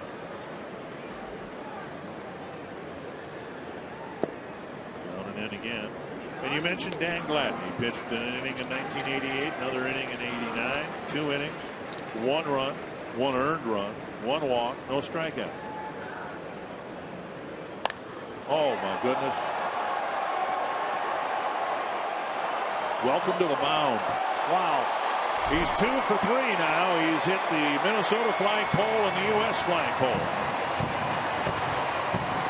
That went up 3/4 of the way to that Minnesota flagpole.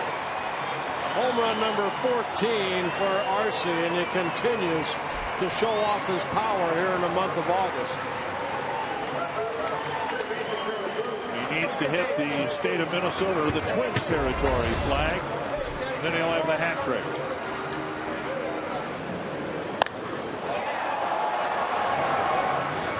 This is what we get to see in batting practice every day with these young, talented, strong kids.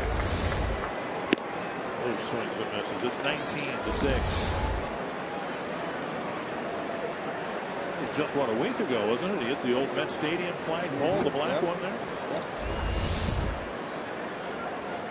Outside. 1-1. Randy Bush, our good friend and former teammate of yours. Plouffe drives it to left. Gone.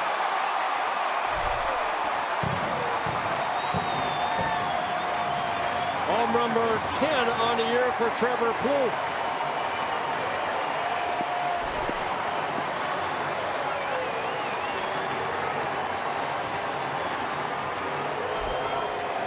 And the Twins hit 20.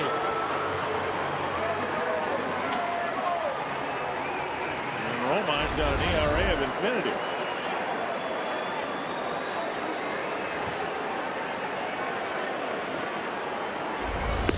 Hits, and Suzuki still looking for his first. He's 0 for 5.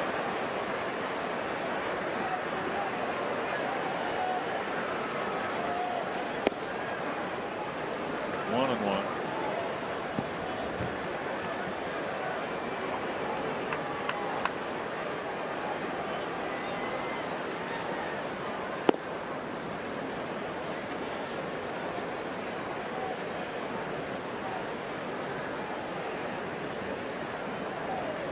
See something like this and you think, well, okay, if you're the hitter, you really don't want to strike out against a position player.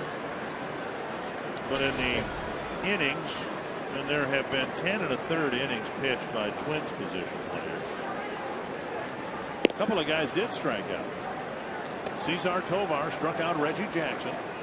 That was the game where Tovar played a different position every inning.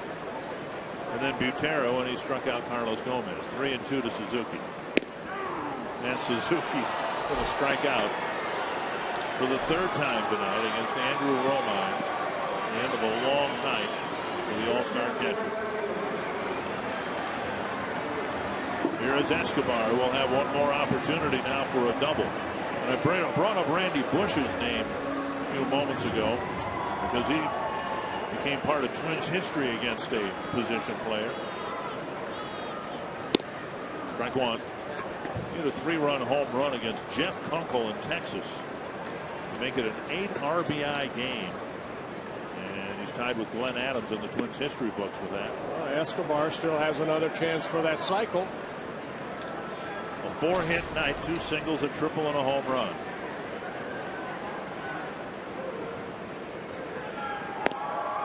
And if he gets the double, we'll forget that he completed the cycle against a position player.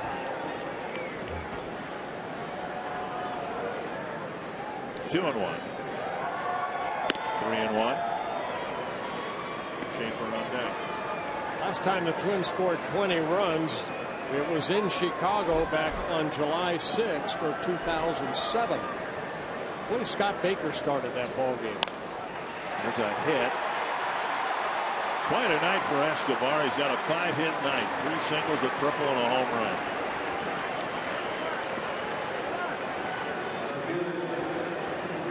I think they followed that up, didn't they, with like an 11-run. That was the first game of a doubleheader. Right. And then I think Morneau hit 3 home runs in the nightcap, and they scored 11 more at night, or something like that. Escobar, a 5-hit night. Jordan Schaefer.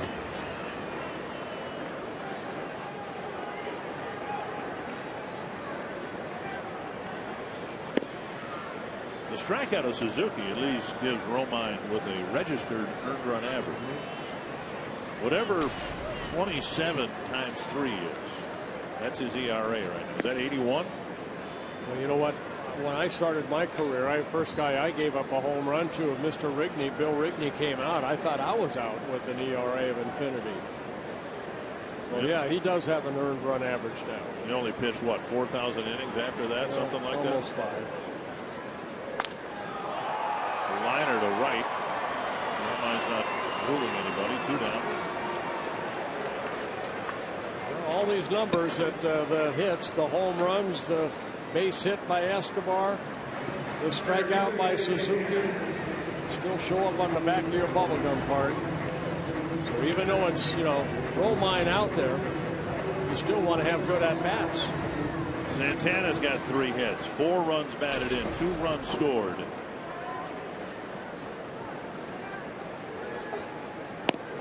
Strike one.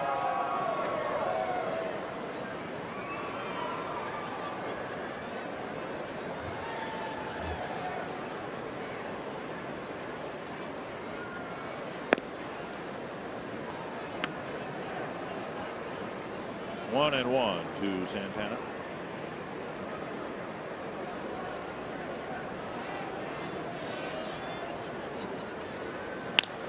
That's to the left. He didn't walk anybody. Davis makes the catch. The Twins add 3 more in the 8th.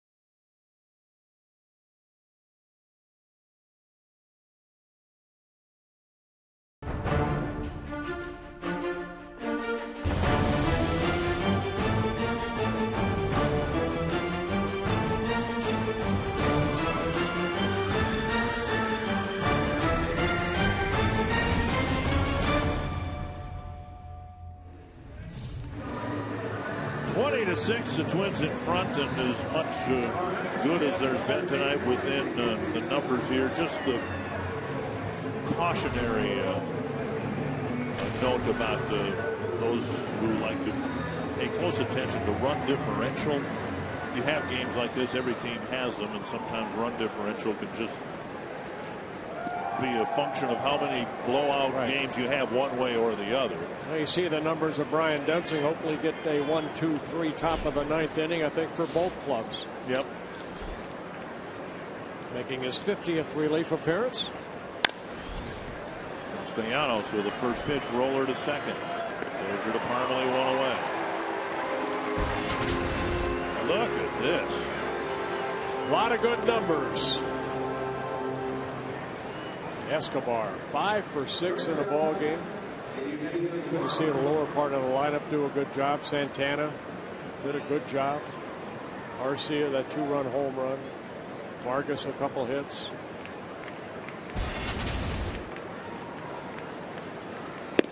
Twins entered the game with a run differential of -47. Now this is going to bring that a lot closer to even par, but it doesn't mask the offensive problems that this team has had for most of this season.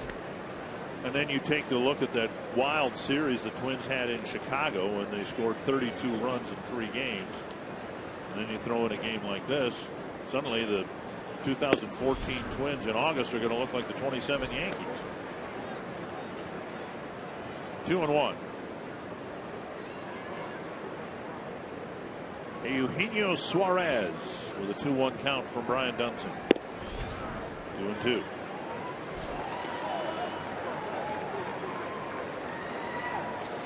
Tom Hallion behind the plate has been behind the plate for almost 4 hours. No rain delays. No extra innings. Snap bat, no roller to short. Escobar had that ball come up on his heel, but he made the play. 2 down. Get your sleep tonight, partner. We got a couple games tomorrow. Yep. CenturyLink linked to what's next. Buck Farmer will go against Johan Pino in the noon game, and then Justin Verlander will go up against Trevor May in the nightcap. Can you still call it a nightcap if they're a split doubleheader? The second game. Yep, second game.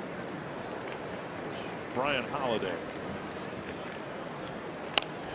Strike.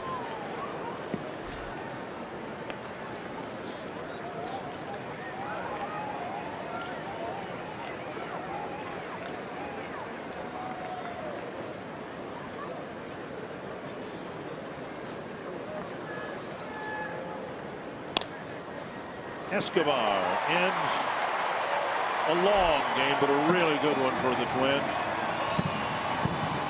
Escobar with a 5-hit game. A lot of fun for the fans here who have waited for the Twins to score some runs. Anthony LaPanta, the Twins win the opener of this series rather emphatically. And they continue to score runs. You mentioned some of the numbers in August. We'll break down more of that in the post-game show tonight. Take a look at how the Twins took advantage of opportunities to score early. How Tommy Milone struggled through 5 for Minnesota. And a preview of the doubleheader all next on Twins Live.